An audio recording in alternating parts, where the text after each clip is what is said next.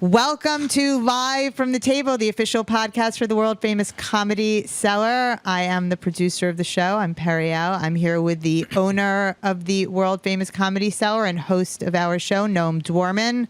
We have two very special guests tonight. Matt Cockrell, his PhD student in international history at the London School of Economics, where he also teaches, and he has a JD from the University of Chicago. Welcome to our and he goes by History Speaks on Twitter. Can I finish? Well, usually when you say welcome, that's kind of you're wrapping up the introduction. History Speaks on Twitter, which is a very important Twitter account in the arena of debate about anti-Zionist politics. Correct? You agree with that? Yeah. And Sure. welcome, Matthew. Thank you for having me. And I'm going to introduce my friend here, Hatem Gaber, who has been working with me for how long? Maybe 20 years now. Maybe 20 years. I fired him. I actually fired him. I once fired him and we were made friends. And he was friends with my father. And Dan is out of town, we just found out, so he's going to fill in here. But it's great because although Hatem and I are friends, we don't agree on much when it comes to the Middle East. We agree on some things. Yeah. And more recently than we used to. But Also PhD from... No. And Hatem is half Egyptian, half Kuwaiti. And anything else I should say about you? No, all good. Ready to go. Let's fight. And a survivor of a heart transplant, which is quite an amazing story. I've told the story on his show before, but it's just an amazing story. Also a survivor of arguing with you. Yeah. So become an organ donor if you listen. Actually, you know what? You want to start with a little levity? You want to tell the story? I would whisper it in your ear so I don't give it away in the mic. Which one? Oh, okay. Yeah, so, and then we'll get to Israel. This is worth listening. Okay, yeah. So I was, when I was waiting, I was very sick, and at some point they told me they have to come and wait in the hospital. So I was waiting in the hospital for months and months. But I want to say how sick he was. He was so sick that he was told that basically it was his last day. Yeah. He was calling people and saying goodbye. Yeah. That this is how sick he was. And Noam, when I told goodbye to Noam, he said, "I'll call you later. I'm busy."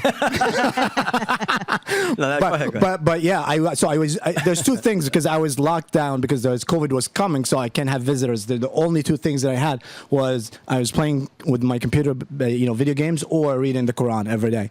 So anyway, after I got the heart, I'm like so sedated, and I woke up and I don't remember anything, obviously, and I'm so drugged. So the nurse come to me and she's like, "You look so upset. You want your computer?" I was like, "Why?" She's like, "You used to play with it all the time." I was like, "No, thank you." And she's like, "What about your Bible? You want your Bible?" I was like, "My Bible?" And she's like, "Yeah, I used to read the Bible all the time." So I was like, "Okay." And I started reading the Bible for 3 days, and then I realized it's not really the Word of God. I'm not joking. I'm just joking. He forgot that he was Muslim. Yeah. Wow. I was like, "Oh shit, okay." But then it's like, there's nothing here that says no Jew. Okay. Nearly a deathbed conversion, but no death and no conversion. Yeah, there you go. Lame story. Yeah. Make sure his mic's up. So anyways, okay, so listen. So, I followed you on Twitter from time to time. Now, so I want to say that you invited me to speak about what I'm going to speak about now. Mm-hmm. And I actually don't know how your name came across my, radar, but I think people were emailing me, "You need to debate Matthew. You need to have Matthew Cockrell on. Matthew Cockrell on. You're chicken shit. You're afraid." I say, "All right, so have this guy Matthew Cockrell on," because I'm not afraid of anybody. But then after it was already scheduled, I began to look at your Twitter feed, and then I had second thoughts. Again, he invited me to speak about this, and I am because you're pretty venomous on Twitter, calling people liars and shills and charlatans. Mm-hmm. And it's even more complicated than that for me because actually these people like Sala Weisenberg, John Spencer, Haviv Rettigur, Sam Harris, Eli Lake, I know these people. And I've had conversations with these people. These are good and decent people who have the same, in my opinion, the same good faith belief in what they say that you have in yours. And I didn't want to be on the receiving end of these kinds of attacks on Twitter. And then further, this may be from age. I firmly believe that people who are like coiled springs, ready to call names at people they disagree with, it's kind of a waste of time to speak with them too much, and they get it wrong all the time. Because when you can't hold yourself together to understand that even the people that you really despise what they stand for will from time to time be correct, you wind up getting out over your skis and getting things wrong. And we see it all the time. And, you don't know me, but like, for instance, to everybody's frustration around here, I speak with Aaron Mate, I speak with Norman Finkelstein, I'm speaking with you. But I mean, I have a relation, I speak with Hatem, who's the worst. And because I know, quite often that, like, as I joke, like, if there's something to be known that's uncomfortable about the Israelis, you're not going to hear about it from Alan Dershowitz, right? You're going to hear about it from Max Blumenthal. Now, I might think that 19 out of 20 things that he comes up with are weak or not even true at all. But, when they were questioning some of the claims of Israeli atrocities, and she knows this because everybody's furious about it. Like, let's not jump to conclusions that they're wrong. Let's check it out. Let's go slow. When they claim that some of the testimony about the sexual assaults might not be rock solid, I was like, all right, there's no rule that everybody who claims something has to be telling the truth, even if they're on my side. So anyway, that's how I feel about that with you, and I really do hope that, however this conversation goes, that I do not find myself on the receiving end of vitriol, because I just don't need that in my life at this point. I just don't. I get it. I get enough from my wife. Okay, let me answer. Yeah. So, I want you to put yourself in my shoes for a second. Okay.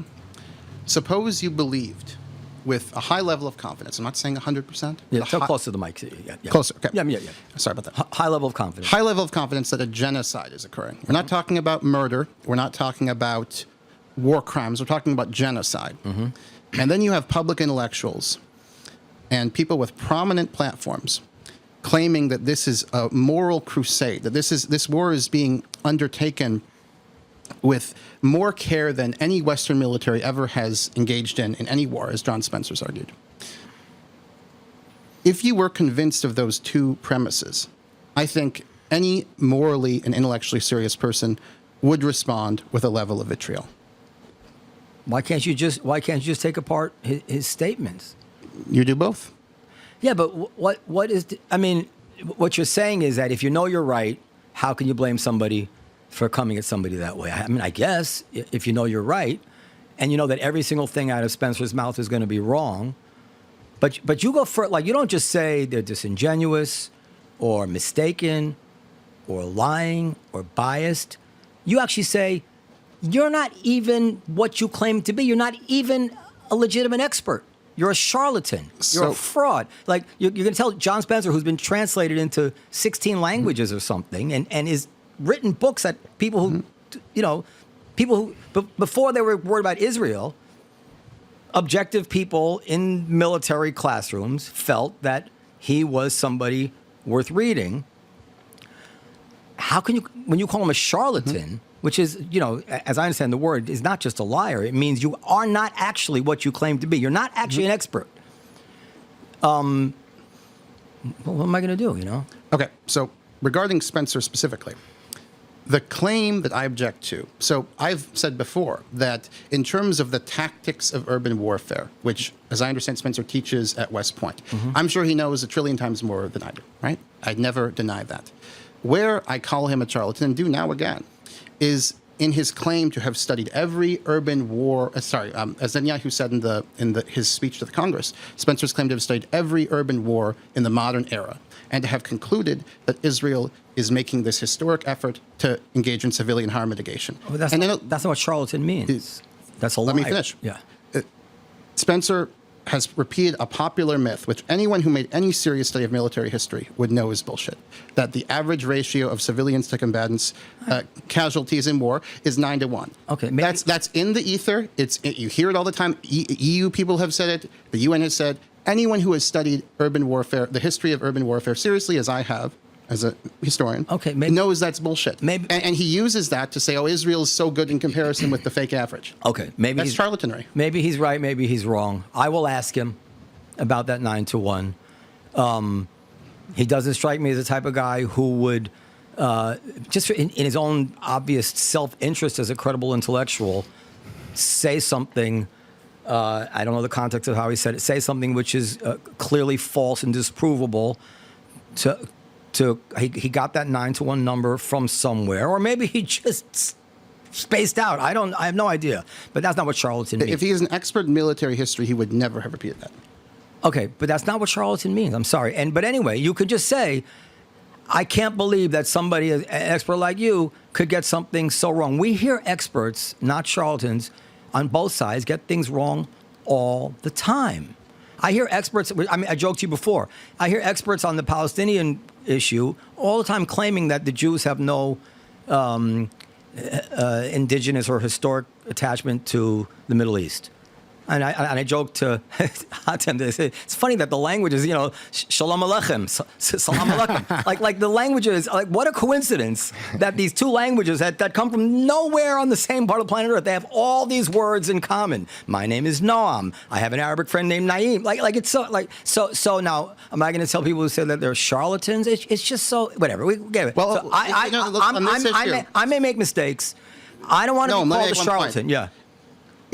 And heed my warning. You will get things if you are of the impression that everything John Spencer says is going to be wrong because he was wrong about the 9 to 1, or I'll be more charitable to you that everything he says is bullshit because he was bullshitting that. You are going to get upended. That's my prediction. Go ahead. Okay. In terms of charlatanry, this I think your point about the Jewish connection to the land, what have you, is relevant. So if somebody were arguing, somebody could argue one of two things. Somebody could say, well, it's all made up. There was no second temple. There's no archaeological evidence. All right, let's not get stuck. No. Okay. That's just not true, right? So someone saying that would not know the facts. And I think you could make, at that point, an accusation of ignorance if they were claiming to be an expert on ancient Levantine history, and they thought there was no Jewish presence in ancient Israel. And I would argue that Spencer's knowledge of military history is similarly lamentable. All right. It seems, and he's just one people like Javier Retzegur, Sam Harris, Eli Lake, these people. I mean, I've spoken to these people. And by the way, every one of them has told me at various times. As I said, you can give them sodium pentothal. They're not happy about this war. Every one of them. See, you're rolling your eyes. This is your problem. About Sam specifically, but go ahead. No, every one of them is. These people are not heartless people who say, "Who cares? Let them all die." And that's the way you portray them. They're pained, and they may come to the conclusion, as many people have come to the conclusion throughout history in horrible wars, including you, who supported the war against ISIS, where plenty of people got slaughtered. And I presume you support the Ukrainian war against Russia, where plenty of people didn't get slaughtered. And I mean, Ukraine is an interesting thing because you can make, they should just give up the 20%. Is it worth killing all these people for your lousy 20%? I mean, and people arrive to different conclusions about how to weigh. And I want to get something. We don't know how to process death. I have trouble with this. You die, you take away everything somebody is, everything, and it's like dividing by zero. It's like it can't be done, and I always get hung up on that because I know that what's worth me dying for? I die for my kids. So it's very difficult to say, I think this is the right thing to do. I see all these people dying, and I think it's the right thing to do. How could anything be worth what's happening to these people? The Civil War was our bloodiest war ever. How many people you want to die to free the slaves? Like these These are impossible questions, and they grapple with them in their way, and you grapple with them in your way. You can think that the fact that you come out this way on this particular issue as opposed to other wars is because it's just coincidence because you have Arabic heritage. That it might be just coincidence, or it might actually lead you to a different conclusion, as it might be leading me to a different conclusion.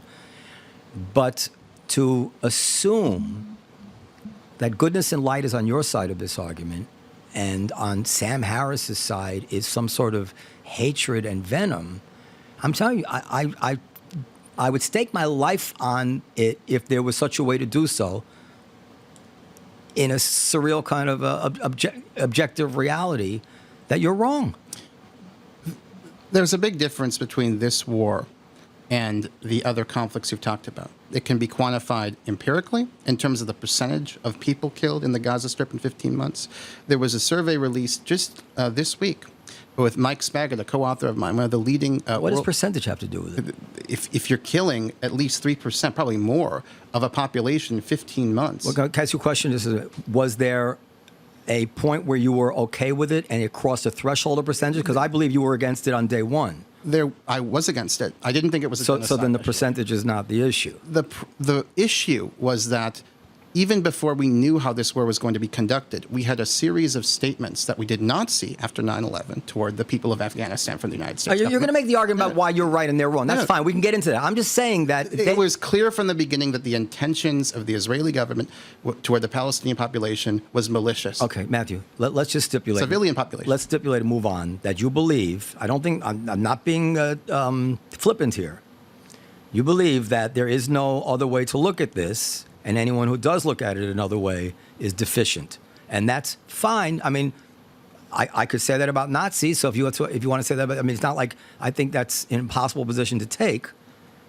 But, be forthright about it. No, it's my position. Okay, that's your position. Okay, so then how am I going to avoid being called these names by you if I don't agree with you? We made an agreement. Okay, but you're going to think it. You just won't. Yeah, okay. And also interpersonally, I am human, so it's harder to be rude and coarse when both of you are sitting across from me and you seem like nice people. Let's talk after the show. I may be a Nazi, but I'm a disarming Nazi. All right, listen. And by the way, I want you to know about me. I'll tell you a story about him yesterday, but I feel like, all right, this podcast may go on a while. Is that all right?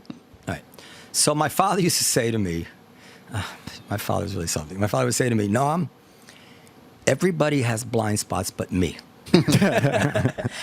and he really believed it, because he really believed that now that can't possibly be true, obviously, but having known him, and you know him, it was more true about him than most people. You agree with that, Hudson? Yeah. Yeah.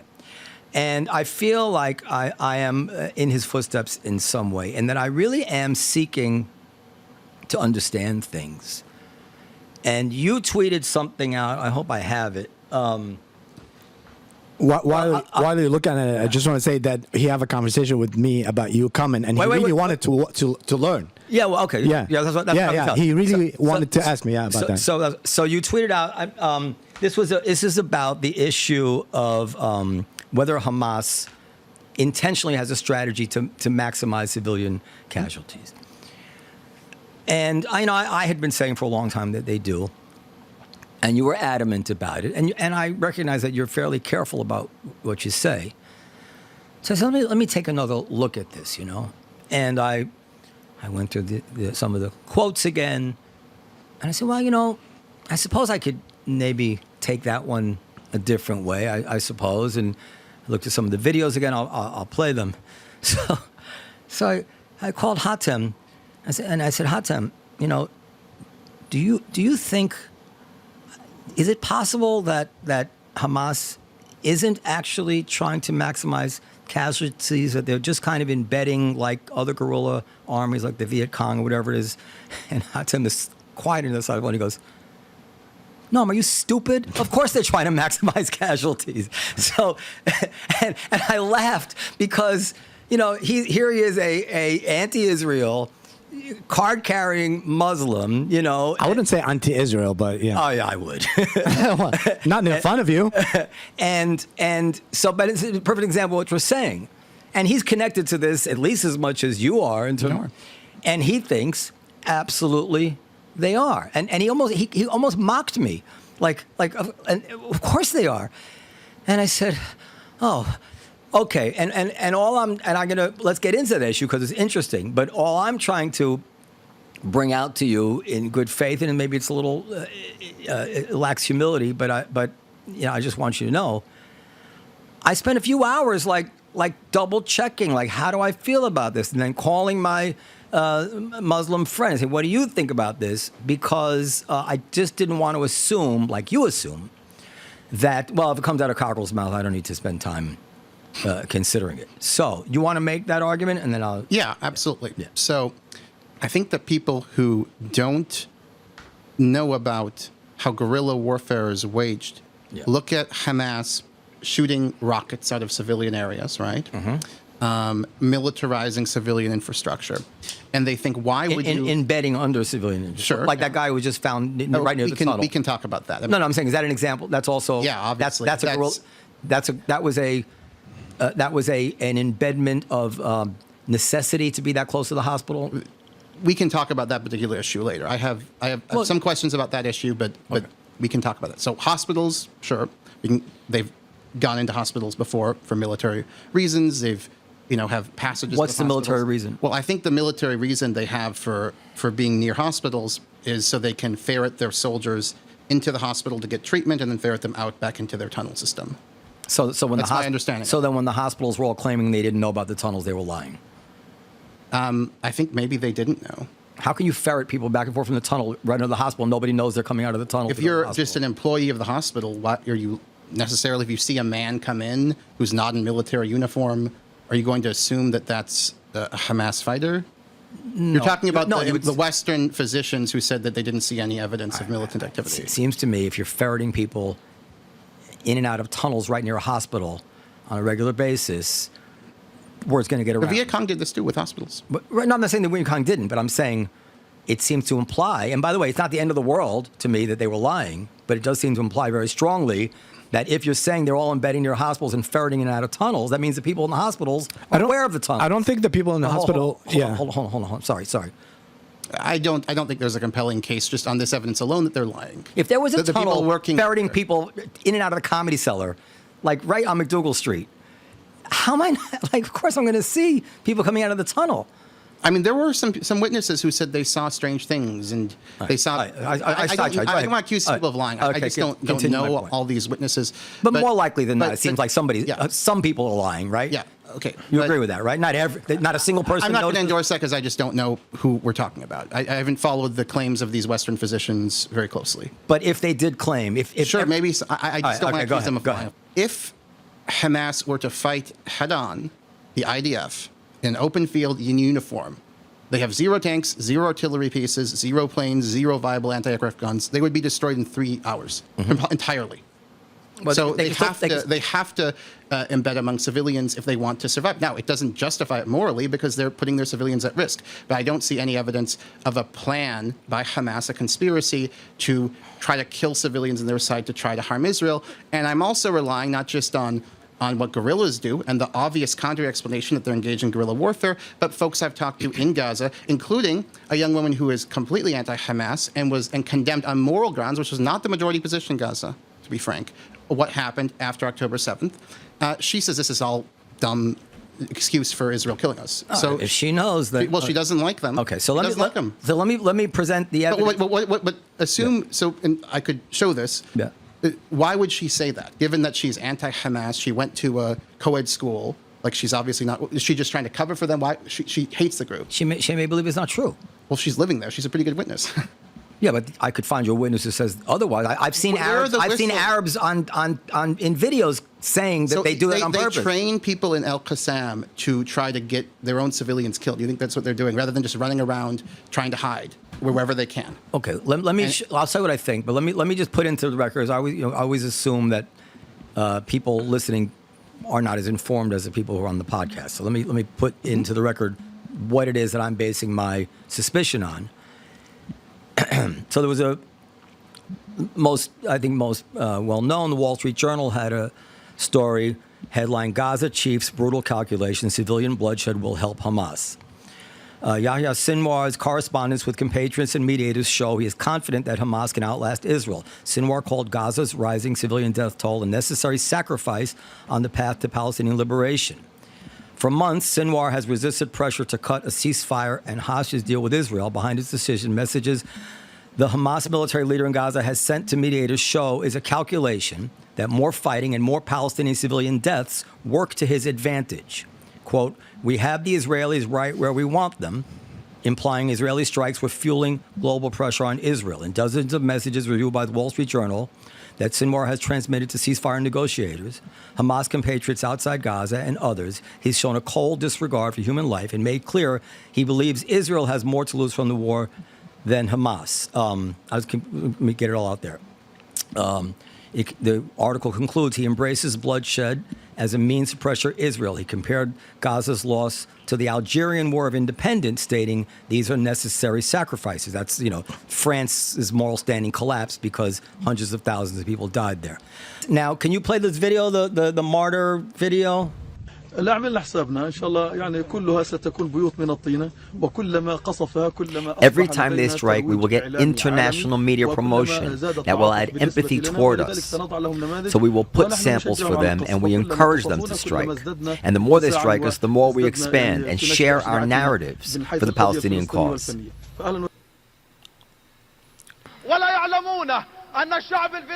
The enemies of Allah do not know that the Palestinian people have developed its methods of death and death-seeking. For the Palestinian people, death has become an industry at which women excel, and so do all the people living on this land. The elderly excel at this, and so do the mujahideen and the children. This is why they have formed human shields of the women, the children, the elderly, and the mujahideen in order to challenge the Zionist bombing machine. It is as if they are saying to the Zionist enemy, we desire death like you desire life. Many people are asking, since you have built 500 kilometers of tunnels, why haven't you built bomb shelters where civilians can hide during bombardments? We have built the tunnels because we have no other way of protecting ourselves from being targeted and killed. These tunnels are meant to protect us from the airplanes. We are fighting from inside the tunnels. Everybody knows that 75% of the people in the Gaza Strip are refugees. And it is the responsibility of the United Nations to protect them. According to the Geneva Conventions, it is the responsibility of the occupation to provide them with all the services as long as they are under occupation.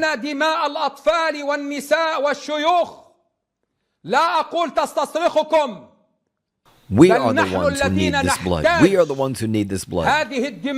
So it awakens within us the revolutionary spirit. So it awakens within us resolve. So it awakens within us the spirit of challenge and pushes us to move forward.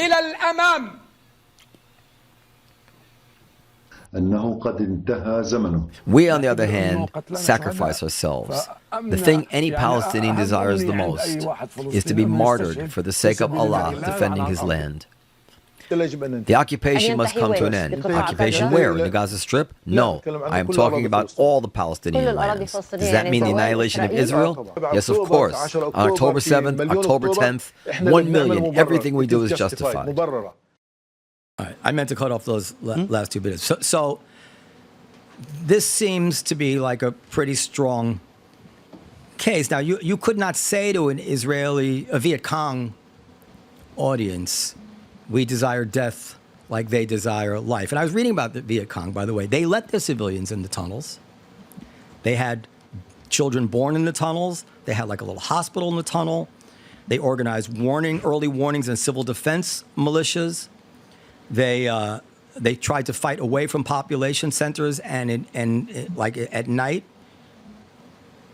Hamas told people to stay in place. When Israel advised everybody to leave, I guess it was southern Gaza to go to the north at the beginning. No, northern Gaza to go south in the beginning of the war. Told or forced? They didn't force. No, Israel urged everybody to leave, and Hamas shot some people trying to leave. I think the evidence of this is pretty weak. Oh, let's leave out the shots of people. We know. I can show you the headlines where they say Hamas ordering people to stay in place. Well, they didn't coerce any significant number of people to stay in place. People evacuated. But they wanted them to stay in place. Okay. Why did they want them to stay in place? I mean, I just put a lot of evidence here. They don't want. Okay. I think this evidence is weak, and here's one reason. Including the Wall Street Journal article. Yeah. So the Wall Street Journal their reporting has been all over the map on this. So let me talk about the Wall Street Journal article first. So they are taking a statement initially from Yahya Sinwar, where he's talking about necessary sacrifices, and they're turning that into he wants these people to be killed. He actively seeks civilian death. And if you notice that particular article, which I think is characteristic. No, that's one part of it. He also said we have them where we want them. Yeah, he said that. But then they turn we have them where we want them into, and he said, there's a strategy to kill civilians, which is their paraphrase, he says, which is not a quote. If you read that article, it's not a quote. No, someone's like, fair enough. But he says, the article says he in the paraphrase where he's saying, we have no interest in a ceasefire now. We have them where we want them. And they say, it'd be nice if they release all the documents, I agree. They say, unless you think they are in bad faith here, they say that the totality of those documents indicate he said that because he knew that the civilian deaths were likely to bring pressure down on Israel, and they have Israel where they want them. How else do they have Israel where they want them? Militarily? Well, in terms of militarily, Israel's totally failed to destroy this group. Right, but they don't have Israel where they want them militarily. They're not. In terms of politically, Israel's very weak. There's no doubt they're using civilian deaths in Gaza as a propaganda tool against Israel. Now, Just as Israel also uses, and it doesn't mean Israel wants. Of course, I don't believe even Netanyahu wanted October 7th to happen. I think no Israeli did. But Israel clearly uses the hostages and the murder of these people, the horrible crimes that happen to them, as propaganda. They use it to try to get support for their war effort. You're naive if you deny that. You trust Haaretz? No. Do you agree with the two statements I made? First, that Israel does not want their civilians to have been killed on October 7th. Second, they use it for propaganda purposes. What happened? What really happened? I'm not saying made up things. What really happened? You don't think they use it for propaganda? The murder of people on October 7th? Define propaganda. To try to promote a political or military, to try to promote sympathy for Israel and its war effort. I think everybody will pick up whatever they can get used and hit each other with in a war like this, including for propaganda purposes. But Israel makes goes to extreme measures to try to avoid any civilian deaths. It does not, yes, it does. In Gaza? No, you're talking about its own people. Oh, yeah, I agree with that. Yeah. They're not trying and Hamas orders its people to stay in place and says, we love death more than you love life.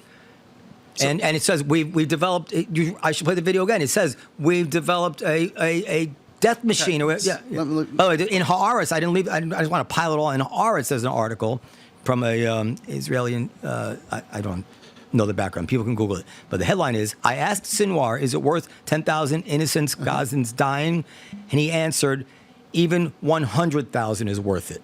Right. He clearly believes it's worth it. That doesn't mean he's a policy to kill them. You know why I find your argument weak? Not because it's completely implausible what you're making, because there's zero indication on the other side. There's zero statements from these people. Get out. Help yourselves. Come into our tunnel, protect. I didn't cherry pick those comments among two different points of view. We went back to 2008. Fatih Hamad is one of the most extreme members of this organization. No, he's also, I think, talking about suicide bombing. No, but what I'm saying is I didn't cherry pick it among. I could have made the case the other way if I had chosen to. There are no videos the other way. There are no statements the other way. Where they talk about it's horrible what's happened to our people. It's a genocide. It needs to stop. Yes, but there's no statements there indicating that they wish the civilians would.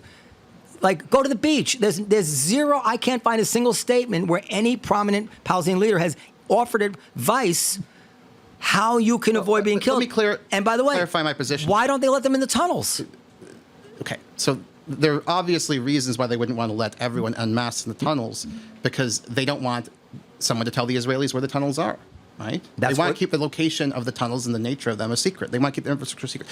If the position is that they are, let me make a point. You haven't answered. If the position is that they are reckless and callous toward their civilians? They obviously are. They wouldn't have done October 7th because they must have known that a massacre and a kidnapping operation would provoke a horrible response. They probably didn't. Here's one very important point. So we're not going to agree on the intent. Why are civilians dying in Gaza, though? You believe there's this conspiracy to kill, that Hamas wants to kill them, and that's why they're embedding among civilians. I don't agree. Nevertheless, I agree that if they are embedding, in cases where they are, obviously they're endangering their civilians. But why are people dying in Gaza? Are they dying because there's rockets being shot out of this hospital or this school, and Israel has to bomb the area and kill civilians? If you look at open source data, if you look at Air Wars data that's from October 2023, it appears the large majority of people are dying in this bizarre, perverse program called Where's Daddy, where they bomb homes where one Hamas guy is, allegedly, he often is a civilian employee, there's a 10% error rate. Let me finish my point. Over 90% of cases, these are homes with no militant activity, just one guy at home sleeping. Okay, Matthew, they kill the whole family. I have on my list here to get into exactly. But that's relevant to the human shields conversation. Yeah, okay. It's relevant because if people were dying in most cases because Hamas has militarized this civilian infrastructure and Israel has to bomb it and then people in the area die, that would be one thing. But that isn't why people are dying in the large majority of cases. It may be some, but it's not the large majority, according to all the data we have. All right. By the way, do you know what Operation Pied Piper was? I don't. So and there's many examples of this. I think there's an example in Ukraine recently when the Brits got wind that the Blitz was coming. In like 3 days, they evacuated 1.5 million people to the, I guess it's the east. I'm not sure. This is kind of like the opening scene in Lion, the Witch, and the Wardrobe, the Narnia, where the kids are on the train because they're being sent out to the country because they're expecting war. And I wondered about this and did some research on it. There's many examples of governments who, when they knew the shit was about to hit the fan, took extreme measures, drastic measures, urgent measures to protect their population from what was coming. But we're in agreement Hamas does not do that. So there's no debate. And if they haven't done that, I think you should at least be open to the idea, considering, as opposed to the Viet Cong, who actually had a military which was effective and they could hope to win.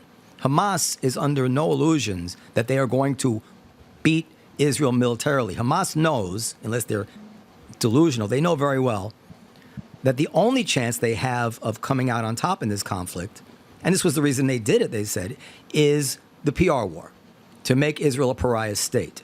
And they can't make Israel a pariah state unless a lot of their civilians die. So their equation doesn't work without the civilians dying. Imagine a situation where Israel killed no civilians magically. Hamas would immediately sue for peace, because if only the fighters were getting killed and not a single civilian was being killed and the world knew that, Israel would have the wind at their back. So it doesn't work. I want to ask you another question. It's a deeper question. And this is the main reason I asked you here. I'll present the question. You say whatever you want. Okay. One of the things that I've really been grappling with,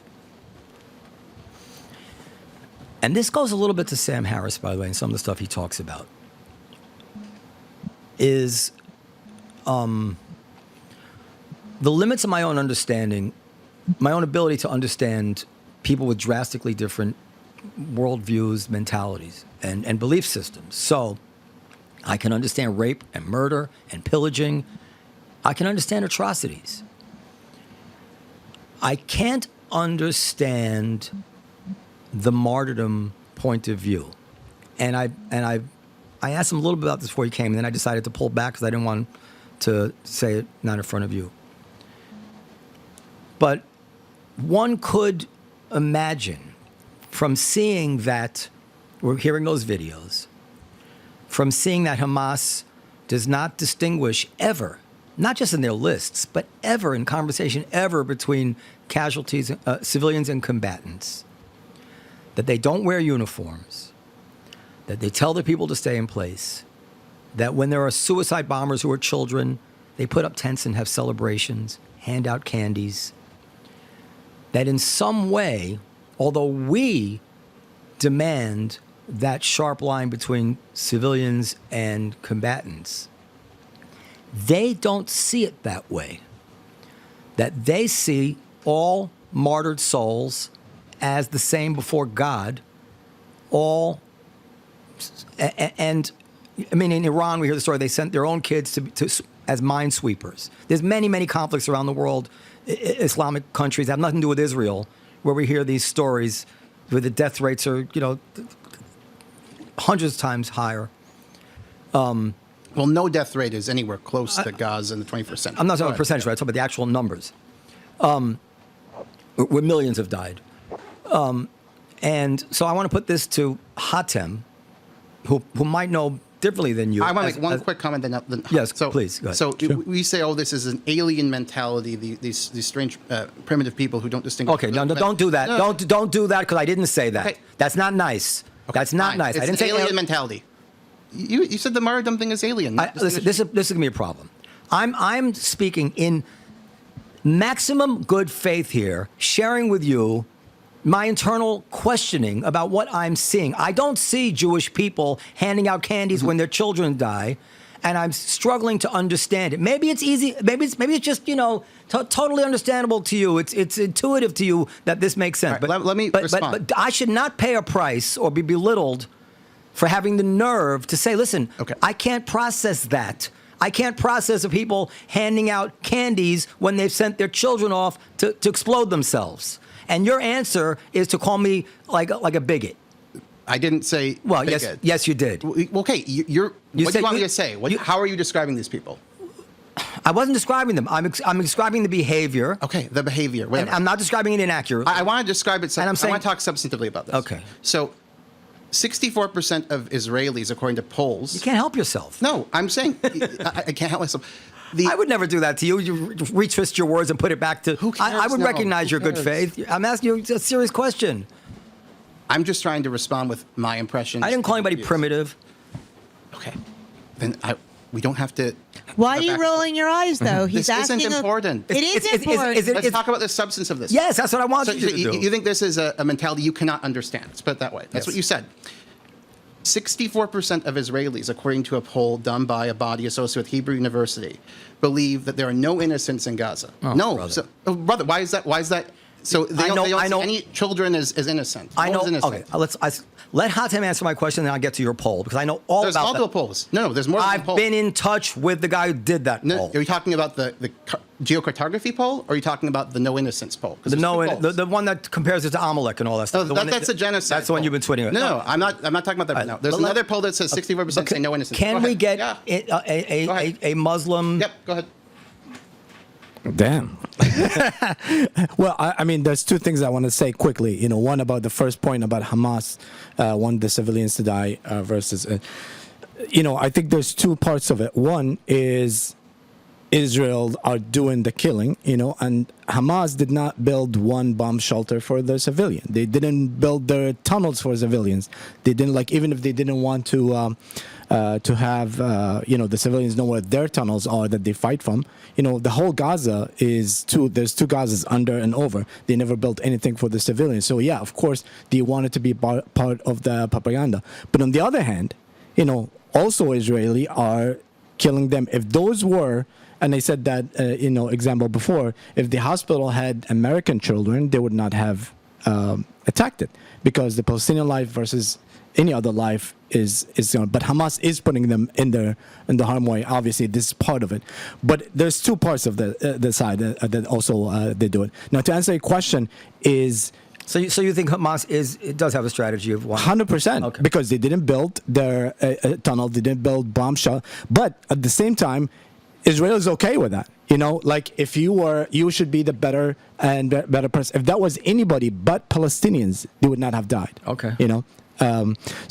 And I think you're both in agreement of that, by the way, about the Hamas part that they are trying. No, I don't agree with that. No, I think they're not making an effort. I do not see any evidence there's a conspiracy by the Hamas fighters to try to act in a certain way to maximize civilian death on their side. I think. What do you mean? They say it all the time. It's not a conspiracy. So we have a lot to cover. So yeah, but I just want to ask. Explain the martyrdom. Just a quick question. As a government, they're not the government, but I mean the acting government. What's their plan for if they're under attack? Where do you go? Where's the bomb shelter? Where's the, what do you do to help civilians? So that's why I'm saying in that part, I don't think they are trying to, I think they say it as a fair game that doesn't make it okay for Israel to kill civilians, But I think Hamas in their part, they're not doing anything to stop it. But we agree on that. So they're not making an effort. And not only that, but they showed completely reckless disregard for their civilians by there you go, by murdering all these. That's what I'm saying. We are in agreement on that. Yeah, but that's not the same as there's a conspiracy to kill as many civilians as possible to hurt Israel politically. And I object to that first. No, I object to that first. I think it's false. We're going to run out of time. I think we'll move on. Second of all, I think it's a way of trying to alleviate agency from the IDF for all the civilians they've killed. They've chosen to kill. Okay. What's some other question? I want you to explain if I'm wrong. All right, explain to me as best you can. First of all, is this celebration of children dying, martyrdom, this martyrdom mentality, which clearly exists? Mm-hmm. Do you understand it? Is it common in Islam? Is it a small subset of Islam? Well, that's a good question, because I'm glad you asked it, because it's not part of Islam. All the culture, it's part of a group that tried to justify anything in a certain way. There's always a joke in the Middle East. It's like, oh, you're gonna take and go bomb and you're gonna go to heaven. It's like, what about you? It's like, no, I'm staying here. So it's. They use that, but there's punch of it. The children that they use, for example, are usually people that have everybody killed that they know, and they have nothing else to do. So they're using that. And this is one of the things that I'm saying. This war worries me a lot about all these people. If somebody lose every single person that they have, what they're gonna become? How can you blame them? But they use that. So they take a child that let's say their mother died, everybody's like, hey, this is what you're going to do. And the children, they don't know. And they celebrate. But at the same time, I always use the analogy of like when you see Israeli hostages, I think I told you that before, coming out of Hamas and they're kissing Hamas and happy. They're not really happy with them. They're scared. Same thing with the civilians. They make them do. Because a lot of times they'll say, if you don't do this, and if you watch Fauda, the Israeli television show, they show that specifically. If you don't do this, we're going to kill your brother, So you kind of have to do it. But yeah, there are some cultures that has nothing to do with the religion, but yes, they celebrate death in a way, and they say the more the better. And I think Gaddafi at some point was paying people. Was it Gaddafi that was paying people if they get one of the leaders? So it's a movement. It's not Islam. My point is only, and then I'll move on to this poll, is that to the extent that they don't see the distinction. Well, do they see the distinction between? No, they do not. Right. But again, there's a specific. Can I say just one last thing? Yeah, I think the problem is the Palestinian life, specifically Palestinian, so not valued from anybody, from Hamas or from Israel or from the world. If you have that numbers, half of the numbers that are dying right now, having to be French or English or anybody else, the world would have stopped. But the Palestinians' life is not valuable, even specifically to Hamas and to Israel, in my opinion. So if, listen, I don't want to get in trouble. There's a logic to the idea that if they don't see the distinction between civilians and, but by the way, they do say it's a fair game. Yeah. My gut is that they do see some distinction. Yeah. But it's not the clear-cut distinction that we Westerners see. My gut, this is just a gut. It's an intuition. I think there's something we also talked about before. There's some leader, somebody like Sinwar, who is there in the middle. Obviously, I don't like him, but he's fighting the fight.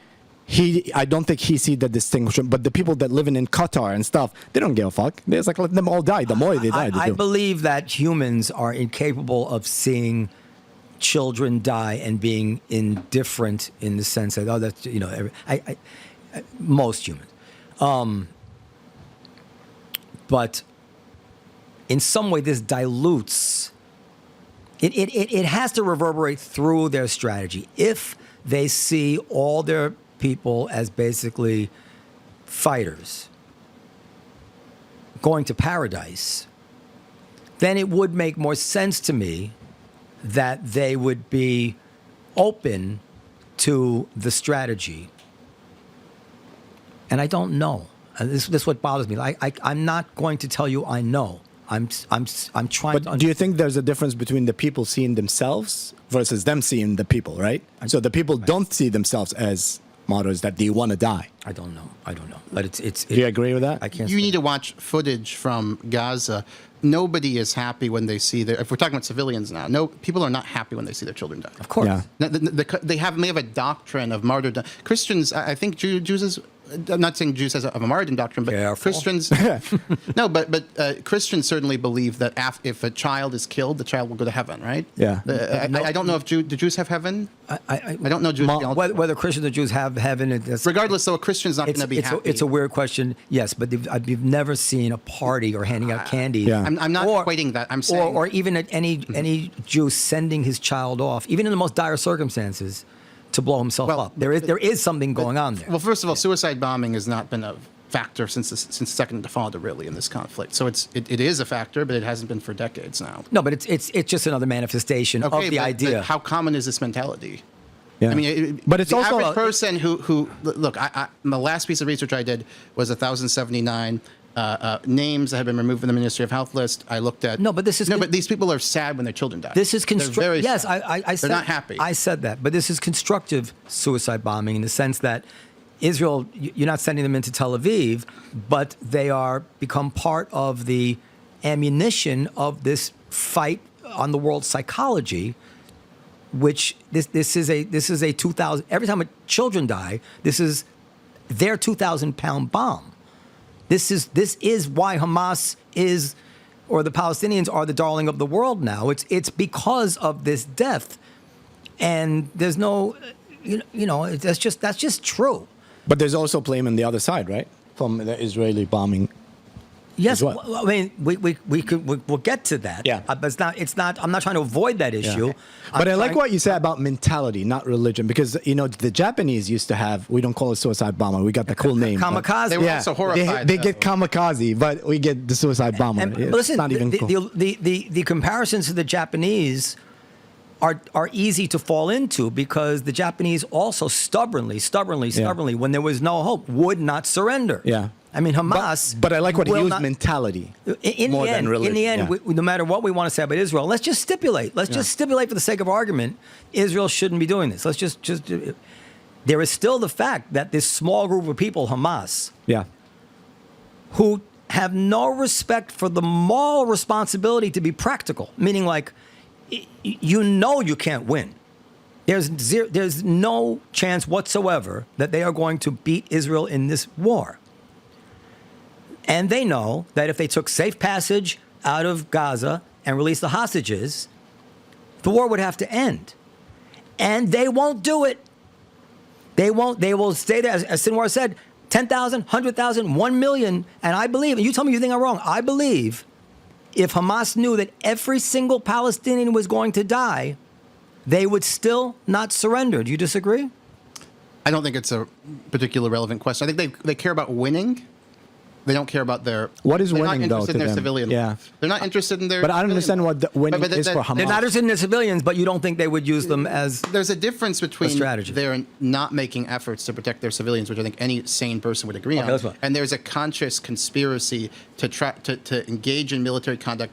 That make sure we act in a certain way that'll get people killed. Like you'd have whistleblowers who have fought for Al Qassam doing that. It just does not plausible. This guy is they're also a very idiosyncratic group. Like they're people who are like really crazy jihadist types, and there are people who are kind of pragmatic nationalists, right? Mm-hmm. They're all willing to use violence against civilians. So I'm not saying that there's moderates in the sense that one might say, but there's idiosyncratic. I mean, they didn't Islamize in terms of the criminal law of Gaza. They didn't Islamize it since 2007. The law being applied in Gaza is Islamic for personal status, but it remains secular for criminal law. They're not like cutting off hands of thieves or stoning people to death for adultery. Thank heavens for small favors. Okay, but that's a difference from. They do hang people from cranes. They do shoot at people who are taking aid from. There's an Israel. ideological difference from a group that allows my friend to attend a co-ed high school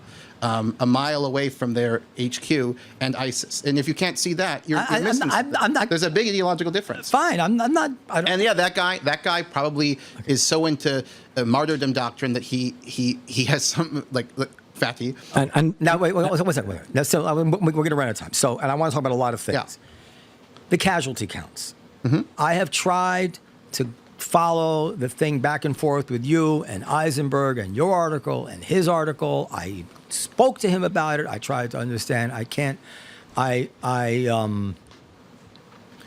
parse the numbers, and I don't want you to drag me into the numbers. I am not saying that you're 100% right. I'm not saying that he's 100% right.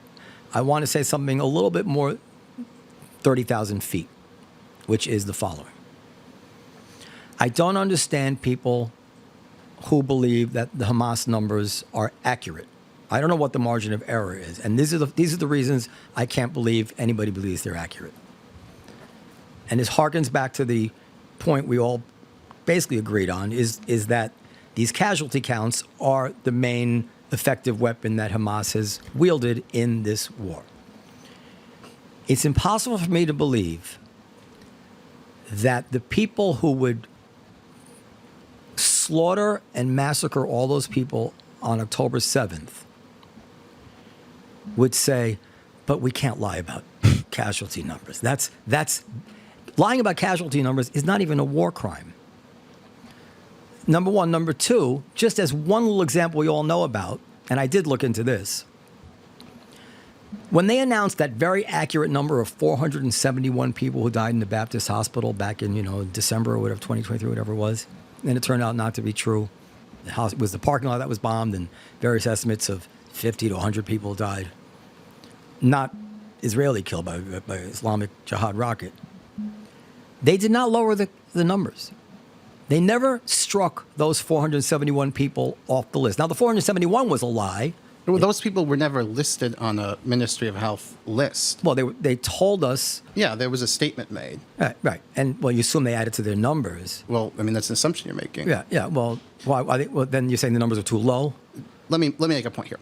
So why would we trust these figures? It's not because we think that they're good people or that they wouldn't lie. It's because all of these now, virtually all of them, have full names, full Loon algorithm compliant Israel issued IDs, genders, ages. That's one thing. Another reason we trust them is they've been historically accurate within one. No, that's not true. No, that's true. No, it's not. No, I've heard that. I looked into it. There's a time have they it has not to been be updated. But even if they have been historically accurate in very small numbers, which they haven't been, anybody can Google it. You can see the articles about this. Listen, I heard. I'm going to make your point a little bit. I heard Netanyahu interviewed by Barry Weiss, was it, like a year and a half ago? And he referred to the numbers, and he seemed to be citing a number of deaths. Now, this is different than the ratio of deaths, very similar to what the Hamas numbers were, which made me think that, that this is almost not a fruitful inquiry, because I'll tell you why I think it's not fruitful. After saying that, I just think it's silly to think that they would be accurate because, for the reasons I said. The reason I think it's not fruitful is because, like in the law, you'd have to introduce the foundation. There is no correlation that I'm aware of between the number of people who have died in a war and our general feeling of how just that war was. And as I said, the Civil War was our most bloody war. Was that our least justifiable war? And you can go on in all sorts of wars. Wars are fought for whatever reason they're fought, and it has to be justifiable or not based on that. We were going to kill Hiroshima or not. We were going to kill hundreds of thousands of Japanese. Yeah, and we were wrong.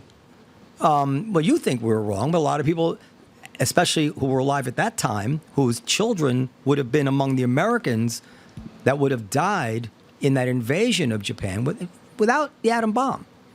I mean, again, I agree with the intervention in the Second World War, to be clear, but purposely killing hundreds of thousands of civilians is wrong. No, and the fact that we haven't come to terms with this is absurd. I'm not talking about the atom bomb, though. I'm saying that... Well, the firebombing of Tokyo killed 100,000 civilians deliberately. But it's not clear to anybody if there was a way that the Japanese were ever going to surrender. Just like I asked you the question, you said it's irrelevant. But irrelevant is kind of a telling answer, because you didn't say, yes, I think they would surrender. That every single person would die and they still wouldn't surrender. And, these are impossible questions. But I'll just say again, there is no correlation that I'm aware of that says that the more people are dying, the less justified the war is. Of course there is. So I'm ready to... So the civilian death toll, for example, in Syria, now, of course, people also talk about the use of chemical weapons on civilians by Assad. But the civilian death toll in Syria, if it were 3,000 instead of hundreds of thousands, 500,000 roughly, the moral judgment people would have about the need to overthrow this regime, and even kind of a willingness to see what this butcher, this former guy who was in Al-Qaeda in Syria, willingness to give him a chance is based on how horrible Bashar al-Assad is, and that's largely based on the number of civilian fatalities. In terms of the MOH list, you mentioned Netanyahu. There was a report in Vice. I don't agree with what you said. In January 2024, that said the Israelis have privately assessed that this list is largely accurate.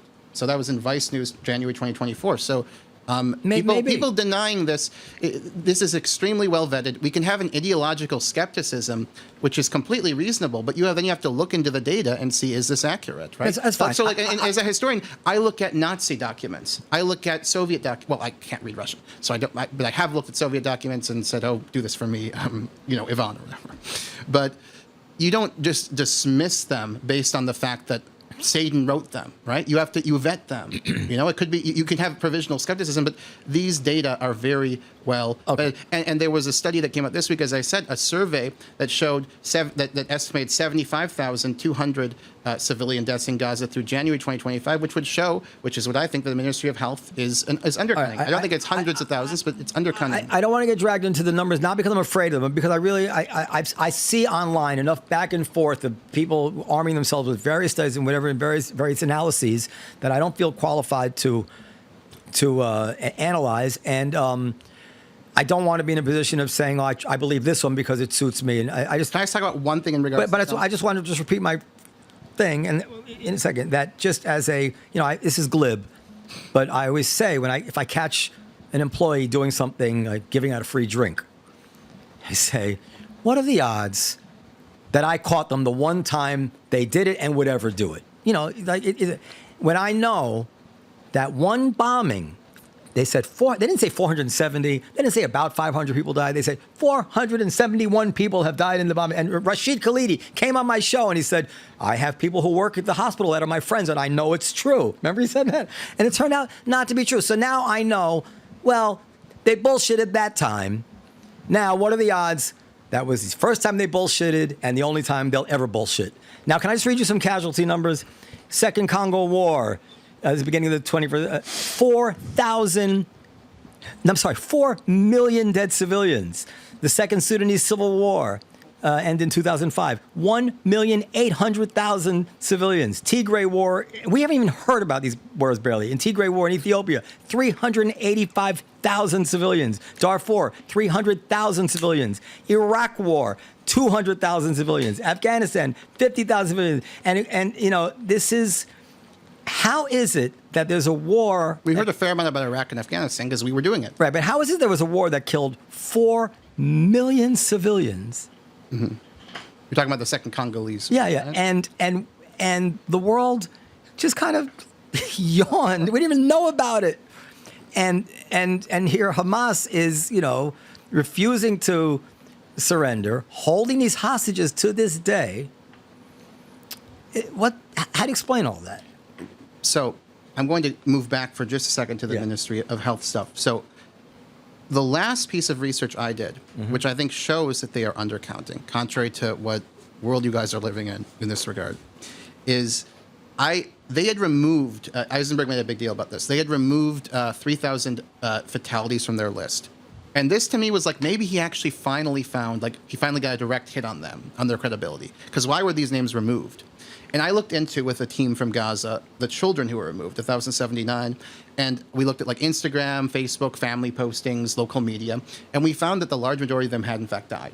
Okay. So so why would the Ministry of Health remove them? Well, because they didn't, our hypothesis is they either didn't have a body associated with them, or they didn't, the family didn't complete like a judicial process and get like a certificate of death. Because but the point is they're removing real fatalities. Okay, that's pretty strong evidence against exaggeration. Okay, I think my evidence is stronger actually, but you know, you're whatever. The other problem my question is this: how many lives would they save if they put uniforms on? If they put uniforms on, Israel would destroy them very quickly. They'd save lives, though. Yeah, of course. Yeah. The guerrilla tactics endanger their civilians. So you've kind of so what's happening here is that they are weaponizing international law, which was designed to restrict the bad guys by forcing people to wear uniforms, and then we say, well, yeah, you guys do what you want. You don't put uniforms on. That would mean you would lose the war. So therefore, it becomes Israel's fault. In other words, all that smack we were talking about international law, like it would be nice if people followed it, but if you don't follow it, we will blame the other side for all the consequences that we wrote the law to avoid, right? We wrote the law to make sure you wear uniforms so that you wouldn't have your civilian killed. We wrote the laws. What are the other laws they're not following? That's an clear example. Embedding with civilians, embedding in hospitals. I'm losing my mind. So I'm saying all these laws, which were written specifically to avoid certain outcomes, and actually in the commentary in the Geneva Conventions, they say that if you do this, it's a legitimate target. It's if a hospital becomes a legitimate target. There's still a proportionality analysis. Yeah, still a proportionality analysis. If it isn't essential to winning the war, you can't bomb the hospital. Yes, in theory, though, you could lose protection. Yeah, there's still a proportionality, but proportionality is a lesser thing here because proportionality is impossible to determine, and there's no objective standard. Can I play something? Can you play you have that Ken Roth proportionality thing? You know what Ken Roth is? Yeah. I had him on the show, and you heard me, Tiana? Yes. Yeah, and I tried to drill down on this question of proportionality because you're exactly right. So they don't follow any of the laws, and they say, yeah, I know the laws were designed to. I know the law says that now the hospital is fair game, but you still have to be proportional. And if I put my command center near the hospital, that has to be proportional. And then, so I asked Ken Roth, who says this every day. So, okay, what does proportional mean? And this is the exchange I had with him. And this is kind of actually, this was a formative moment for me. Go ahead, Tiana. This is I'm the Prime Minister of Israel, and I have the human rights head in my office with me. I'm about to send out, I'm going to bomb this camp. They say it's going to be around 500 people dead. And you would say, no, sir, it's not proportionate. And I would say to you then, okay, what would be okay? What number would be okay? And you'd say, well, it's a judgment call, sir. And I'd say, well, okay, but I have to make a decision, and I don't want you criticizing me after I make it. So give me something to go on. How many civilians? If I were talking to Netanyahu, this is what I would say. Netanyahu, as you may remember, he invoked the biblical injunction of Amalek. Why we do? Can't we get a straight answer? No women, children, men, or animals. So let's change my hypothetical to a different prime minister, one that you don't want to criticize, some prime minister that you think is not a criminal, and he's going to ask you the very same question I just asked you. You say 500 is too many, but I do want to bomb this command center, and this is the guy who was responsible for killing our people in an atrocity.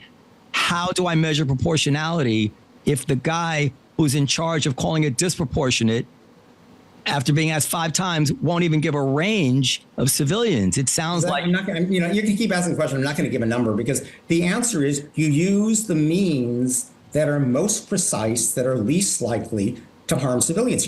All right, so I went around in circles with him. So what it came down to with him, he'll always tell you when it was disproportionate. He will never tell you, even post facto, okay, they did this, 30 died, Do you think it was worth 15? He will never answer it. And I just decided this whole idea of proportionality, not that it's not related to some legitimate moral question. Of course it is. But it's just a make it up as you go along standard. But what is not a make up as you go along standard is you should wear uniforms. You should not be having military hardware near hospitals. You shouldn't engage in torture. You shouldn't raise civilian infrastructure with no military justification to get people to flee, as Netanyahu said they were doing in this march. I'll acknowledge that. You're going to agree with me? Can all of those things be true? I mean, can both of those things be true? But also, what about the crimes that they done Hamas to their own people as well? But I don't know. I think that those are important things, that like all of these things can be true at once. Let's give Matthew a break and let's argue on something that I think he's going to have a better time. Can I make one point on the proportionality Please thing? do. Go ahead. I think, again, we have to look at how are people dying in Gaza? Are people dying through these very difficult decisions where they're in the hospital, they're in the school, they've militarized it, there's a ton of combatants there, we're going to kill civilians in the vicinity, or are they dying because Israel has a program called Where's Daddy, where we bomb to death entire families to kill one junior militant or one guy who took a selfie with Sinwar maybe, or one guy who works for the civilian government.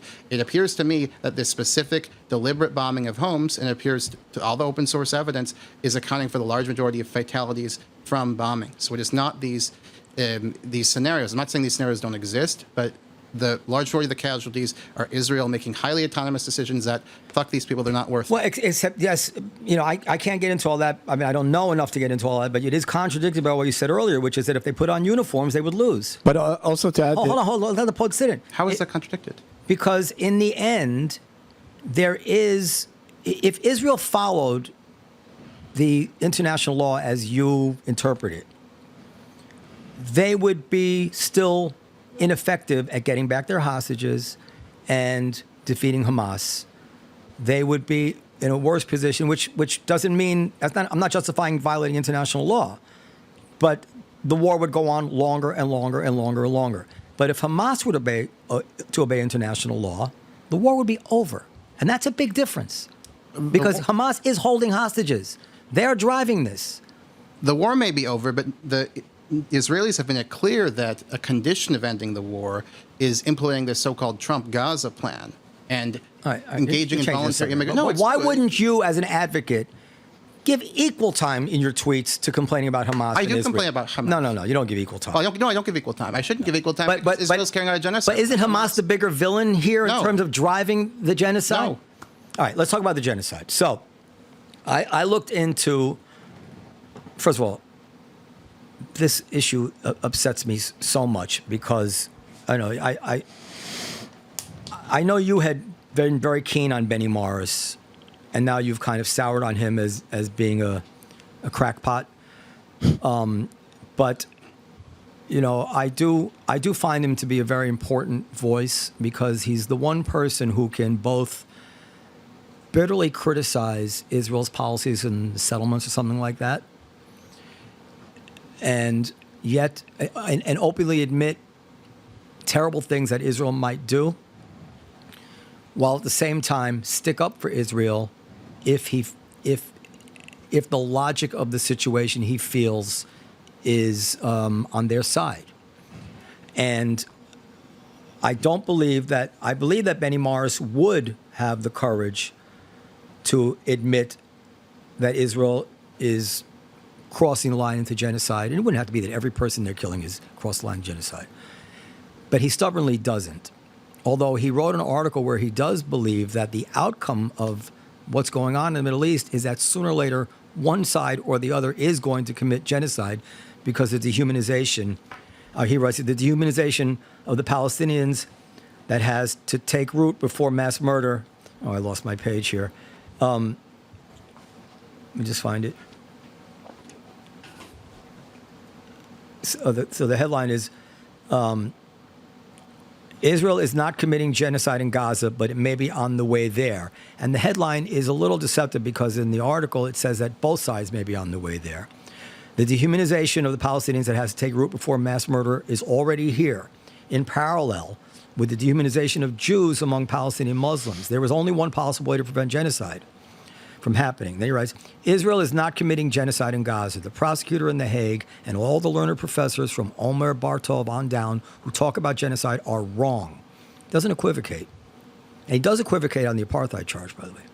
The government has no policy of genocide. There is no decision by Israeli leaders to commit genocide. There is no deliberate intention to wipe out the Palestinians. And there are no orders coming from the government to the army and from the army chiefs to the operative ranks to murder the Palestinians. Many of them have been killed, but this is no policy. So then I went and started to look at the case, and I'm going to give you all the time in the world to respond. And much of the genocide charge is built on these statements of people.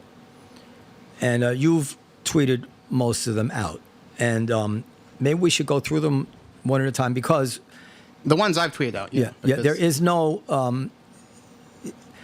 ethnic cleansing is not genocide, and massacres are not genocide. Genocide has a very specific intent, which is to destroy a people. That's correct. Even if Ben Gvir, in his sick fulfillment of his dreams, were to kick every Palestinian out of Gaza, that would not be genocide. It would, By itself, no. Yeah, which is just an illustration of how high the standard is for genocide. So the first one was Gallant. This was the earliest one. He said, we're fighting human animals and we will act accordingly. You remember that one? Of course. Now, I have two things to say about Gallant, and then you can respond. So the first thing is, if he meant for genocide, I mean, Gallant wants the destruction of the Palestinian people. That's what it would have to mean.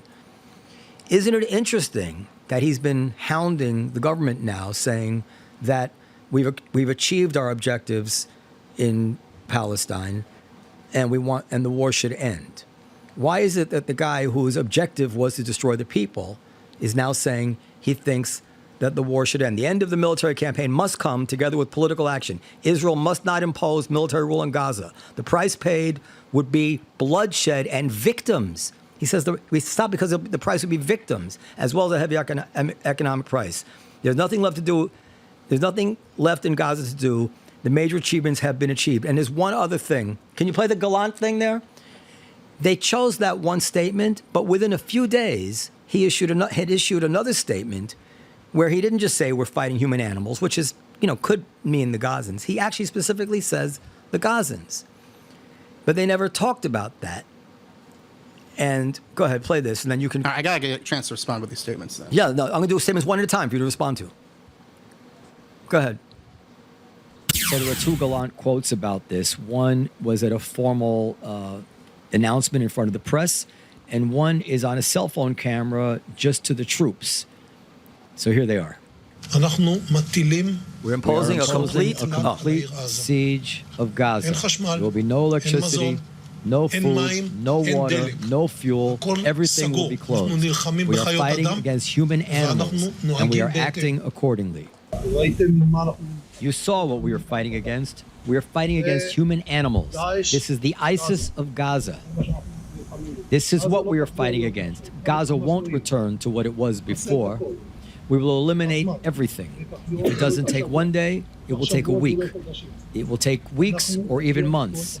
We will reach all places.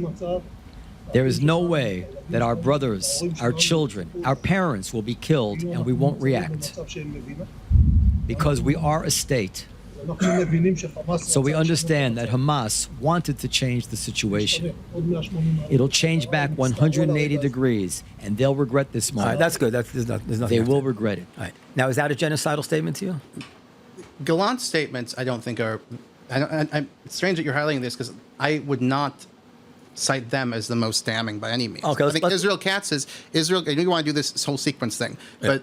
If you want to get my argument, Israel Katz, the current defense minister, he specifically tweeted of Palestinian civilians, not Hamas civilians, that they will never receive a drop of water or another battery until they leave the world. Yeah, that's a clear genocidal statement. But he wasn't defense minister at the time. He was promoted to it. No, but no one's ever punished for these things. Right. Another statement I would cite that's very relevant because it's somebody on the ground is Brigadier General Yehuda Vash, who told his troops, was reported in Haaretz in December 2024, he told his troops that every woman is a man in disguise, you can shoot all of them. Everyone on a bicycle is a scout, you can shoot all of them.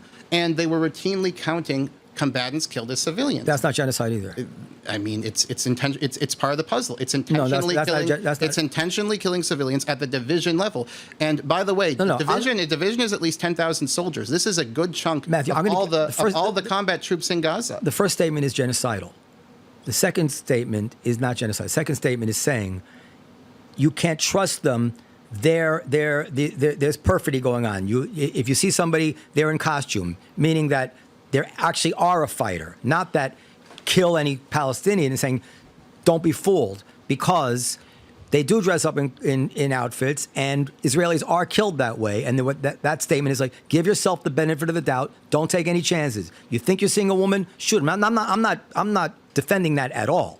I would not. I understand you're not defending. That's probably not. That's probably a violation of even Israeli. Yeah, but it's not genocidal. No, it's murder with a thinly wrapped excuse. You're not making any. Yeah, it might be murder, but it's not genocide. It's part of a genocidal policy. No, because why is this guy never punished? Why is nobody punished? Because genocide would imply go out and find them and kill them. He also said there's no innocents in Gaza. Mr. Vash did. This is a general giving commands to 10,000 troops. There right now, I think, are 4 divisions in all of Gaza. What about Netanyahu's Amalek statement? I don't cite that. I don't think that's, again, particularly damning. You want to go through the sequence, but it's kind of a no. If you don't, so a much stronger statement, as I said, is from Israel Katz, which I mentioned. Right, a much stronger statement is from the deputy speaker of the Knesset, who said all Gazan men should be killed. Just explicitly said we should do Srebrenica, basically. Okay. So we can, there's some quotations where people may have exaggerated, but if you look at, there are numerous statements that are clearly explicitly genocidal. Also, Smotrich. I mean, he said, I wish we could starve to death 2 million Gazans, it would be moral, but the world won't let us. So the fact of the matter is, genocidal, would you agree with this? Genocidal sentiment in Israel I'm not saying it's the majority, but it appears to be normalized. What I mean by that is, if you say something genocidal, like the deputy speaker of the Knesset said, like Smotrich said, you're not punished, you're not arrested, yes, you're not I agree shunned. with you. I agree with you. Okay, it's normalized. It's disgusting. That's good. I'm glad you can see that. I'm not trying to get and by the way, let me make a point. I'm not trying to get a debate when I appreciate you concede that, because it's a problem. Dehumanization is a problem of yes. No, it's horrifying. And as people who Israelis or people who surround Israelis, I see these people on TV. I cannot meet an Israeli in person, or if you have, who doesn't say it's disgusting. Like it's like Marjorie Taylor Greene. Horrifying. Greene goes half cocked or any of the many fringe figures that we have in this, even in our government. But we're talking about ministers, the Secretary of the equivalent of the Secretary of Defense. This is not just the Secretary. When Israel Katz said that, listen, I think you're right. It's an outrage that the guy who said that was promoted to Secretary of Defense. It brings shame on us. Don't get me wrong. But when he said that, he was just a schmo saying that. He was not anybody with any authority. He was a minister. But there's a million ministers in Israel. He was not anybody who even could get in the room in terms of issuing orders, making military policy, whatever it is. And you have to concede that. Yes, it's disgusting that he was, and you're right. What does it say when the guy who said that gets appointed Ministry of Defense? Now, of course, we read in Haaretz that he's considered to be a laughingstock in the government even now, that nobody even takes him seriously, that actually Netanyahu just put him there to take his portfolio from him. That's what I read in Haaretz. But I'm just putting that into record because that's what I read. But I agree with you on that. But I'm happy because the whole Amalek thing, actually, I was going to read it. It's false, but I'm not going to spend the time if I don't think the Netanyahu statement is a compelling exhibition. Yeah. Actually, they took his. There's 2 places it's mentioned in the Bible. I'll send it to you. And actually, sure. The place he took it was not about killing every last woman. The point is there are, which I think we agree on, there are genocidal statements made by ministers, made by Knesset members, and they're not punished or stigmatized. Yes, I agree. That's a problem, and that's why Israel is going to lose, at least in part, on the ice in Dice Street. They're going to lose. So be prepared for that. They may win, they may lose on genocide. They're going to lose on incitement to genocide. Now let me make a point here. Incitement to genocide is punished. Let me make a point here. I'm going to tell you what's going to happen, and then we'll see what happens.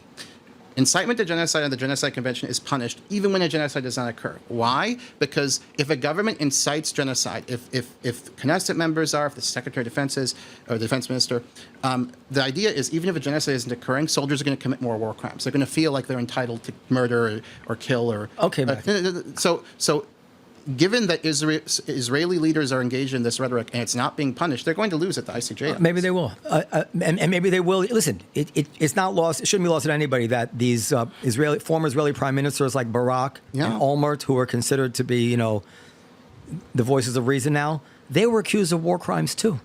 Well, but the level Israel is used to it. Yeah, this is Olmert. I will say Olmert referred to this war as a war of extermination. I know, but I know. So now you have at least one statement that I agree with you is genocidal, but it was not issued by anybody in the chain of command. You've conceded that the people who were in charge for the first year and X months, who were presiding over the military decisions while it was that Israel was being accused of genocide, people were actually with the levers of decision making. They didn't make genocide. Gallant did. And Netanyahu. I thought you could see that his statement. No. I'm talking about Netanyahu's Amalek. I don't think that's genocidal.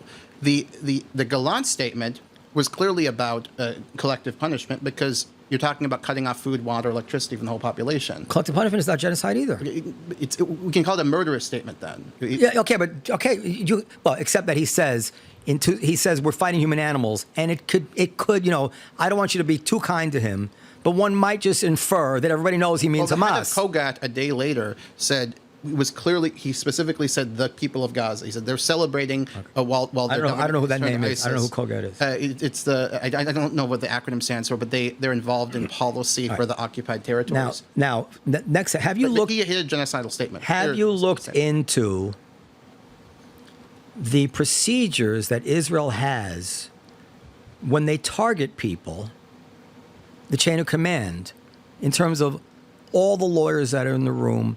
In other words, even if you have some minister who wants genocide, how does that get from that guy's mouthing off to the procedures which sign off on which targets are to be bombed? Are you referring to the Air Force?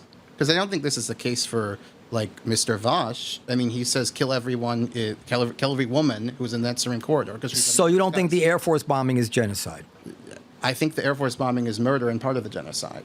Right, but because so you think first of all, I think you're there is bureaucracy and so forth with the Israeli Air Force. It's different than the army, but I think that these standards have become nominal in the current. You think that, or you have? All right. Well, I mean, if you read the New York Times, there's a New York Times article last year released about how the collateral damage standard just went off the charts. Yeah, well, you had 20 people killed for one individual. Yes, and they also. We did stuff like that too. America did stuff like that too. When? In Mosul or Raqqa? No. Yeah, we had Phil Klein. There was like at some point. John Spencer may say that's not true. No, we weren't even close to killing as many civilians, or as a proportion. Spencer, there's another thing Spencer lies about, by the way. He attributes all the civilians killed by ISIS in Mosul to the American coalition to try to make America look worse, so Israel looks better in comparison. No, he does it. I'll just read a little bit of you, just so people know. Right. Okay. Just the chain of command for authorization of sensitive targets strikes. The chief of staff and a written legal opinion escalating oversights for high-risk targets. Civilian warning mechanisms. The IDF issues advanced warnings via leaflets, calls, texts, and roof knocks to evacuate civilians from targeting areas, fulfilling the IHO requirement to take all This is just bullet points. I mean, they are systematically. Proportionality. We can look at what their press release says. They are systematically bombing homes where there's no militant activity. I did not get this from a press release. Well, we know what they're doing. From West Point article. Proportionality review of all levels. Military lawyers assess each strike to ensure expected civilian. Well, I'm trying to ask you what you actually think is going on. Do you think the military lawyers are signing off on genocide? I think that the system. So, based on what I know about the airstrikes, which is extremely extensive, again, systematically bombing homes because they think one Hamas guy is there, or because they say one person who's working for the government, who isn't even a lawful combatant, is there, or it's their error rate. They are systematically bombing homes. When I did my last research, over and over again, I saw children killed where entire families were killed with them in a home with no militant activity, killing one person. Okay. They either are signing off on murder or this is fake. Okay, let me. One of the two. I think in the past there was, I'm not an expert in the Israeli Air Force, but I think in the past there was more bureaucracy and checks for airstrikes compared to the soldiers on the ground. And in the past, there's clearly not the case right now. But in the past, nobody said that.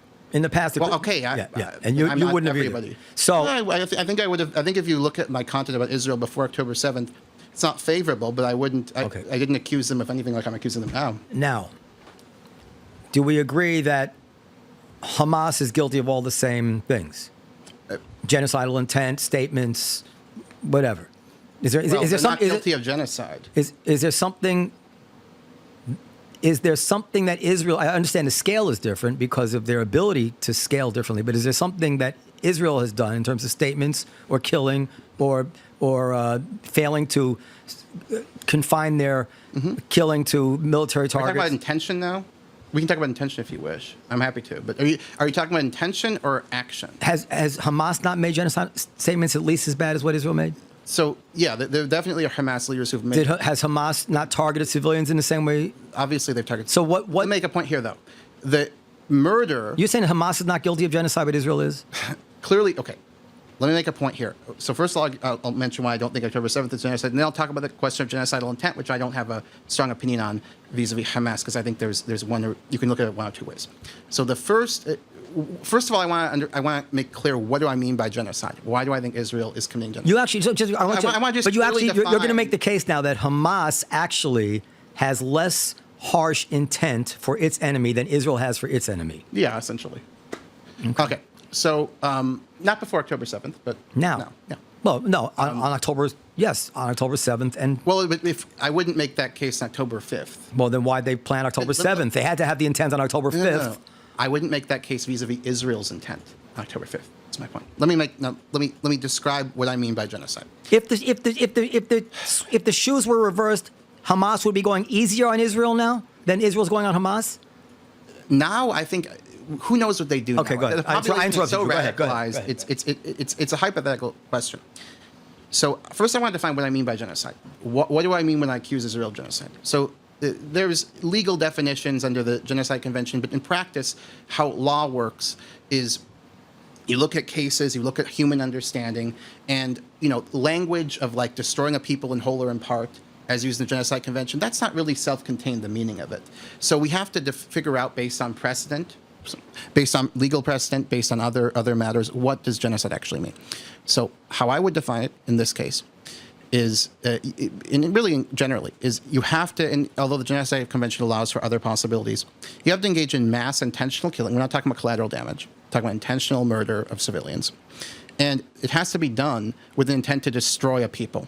So you can't, if you're just massacring people to try to, so suppose Israel were just massacring Gazans, killing Gazans to try to make them not want to do October 7th again, to realize the cost of this, that would not, in my view, be genocide. The reason I believe Israel is committing a genocide is because I believe they want to destroy Palestinian Gazans as a people, not through and Hamas doesn't want the same for the Israelis. I'll talk about Hamas in a second, because I'm not as committed to that as you think I am. The policy of Israel, and it's written this Trump Gaza vision, and Netanyahu has boasted about. Netanyahu said we're destroying houses in order to get them to leave. They want to basically kill a lot of these people to try to ethnically cleanse the rest. That's my view of it. It isn't the final solution. They're not trying, like the Jews of Europe, there was at some point a policy to actually wipe them out genetically, like wipe that, just kill all of them, right? I don't say it's this extreme, but it's a genocide, I'd argue, that's akin to the Rohingya genocide, where you're trying to kill some, make life miserable for some, to try to ethnically cleanse the rest. And I think whether it's the starvation strategy, whether it's the obvious deliberate targeting of civilians by guys like Yehuda Vash, whether it's this Where's Daddy program where you're deliberately bombing families, death, and homes over and over again to get some nominal or military target, or even a target that isn't a valid military target. I think it's aimed at trying to get the Gazans to leave. And in that sense, they're trying to destroy the people of Gaza. Violating proportionality. No, they're trying. But where's Daddy? If it's disproportionate, that's the crime. Is the disproportionate? No. So my view is that these are sham rationales for killing entire families. Especially, you have to understand, too, that many of these cases are not even combatants at all. So sometimes they're junior militants. You could argue disproportionately. I'd argue murder as well in that case, too. But in some cases, they're just civilian employees of the government. Well, then who's... They're not lawful targets. Who signs off on those targets? The lawyers? look, this is what's happening. So you believe? So that's what I'm saying. Yeah, so, yeah. And a lawyer signs up, or they're not doing the same. So now I don't know. Israel has a free press, a very, very. And they had a free press. You know how many thousands of articles have been censored in whole or in part during the war by the military censor. Okay, but Israel has their free press is collapsing. I read Haaretz every day. If that's what collapse looks like, Hamas has no free press. My only point is that Israel has an adversarial press. Everybody knows everything. I don't know if you know what goes on in Israel. Everybody knows everything. I'm amazed. What I hear as rumors in the olive tree that I read about in the papers, in terms of including the strike on Iran's nuclear reactor, I heard about it through rumors. Like, everybody knows everything. If there was a widespread policy among the lawyers, and there's got to be hundreds, if not thousands, of lawyers signing off on all these targets this is, where they wouldn't use the word genocide, but, there are no rules anymore. Just we'd know about it. It's widely reported. I mean, and again, not widely reported.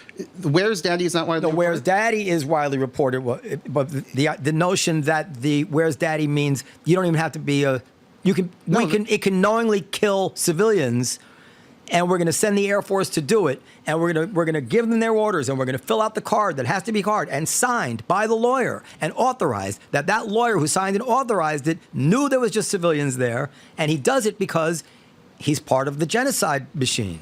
That's what you believe. And I'm saying you don't have evidence of that. So let me just go on this. Just look at the pattern of systematically bombing homes with no militant activity. Nobody does this. It's the reason why the majority of fatalities are women and children. And if you look at violent fatalities, there's no precedent for this in the 21st century where you're killing women and children the majority. If you look at deaths in cases where there's famine, sometimes you have the majority women and children. But you acknowledge if they wore uniforms and if they didn't embed in the hospitals, no, they wouldn't be. Where's Daddy doesn't have anything to do with that. No, well, it's just killing someone in their home. We're almost out of time. I want to question, based on everything you said now, do you agree that the war against Israel in 1948 was a genocidal war? No. What difference? There were no statements, genocidal statements? There were genocidal statements. But you have to look at conduct, too. They didn't massacre Israelis when they captured the Arab regular armies. They massacred some. There was, I think, one where... Well, they didn't have... There were Benny Morris's figure is 3 massacres in which the Palestinian Arab militias participated, and 0 were the regular Arab army. They didn't kill POWs either. But Benny Morris, who you like, acknowledges that the Arab regular armies treated the... You said he was your top guy. I heard you on with Destiny saying he's my... You said Pap is too tendentious. Morris is my top guy. Morris is pre-Second Intifada work who's great. He has some problems, but he's very... We're discussing his pre-Second. Yeah. Well, this is actually from 2008, which is probably his only good book after the Second Intifada. Okay. But it's still a pretty good book. But he has counted as 3 massacres carried out by the Palestinian Arab militias.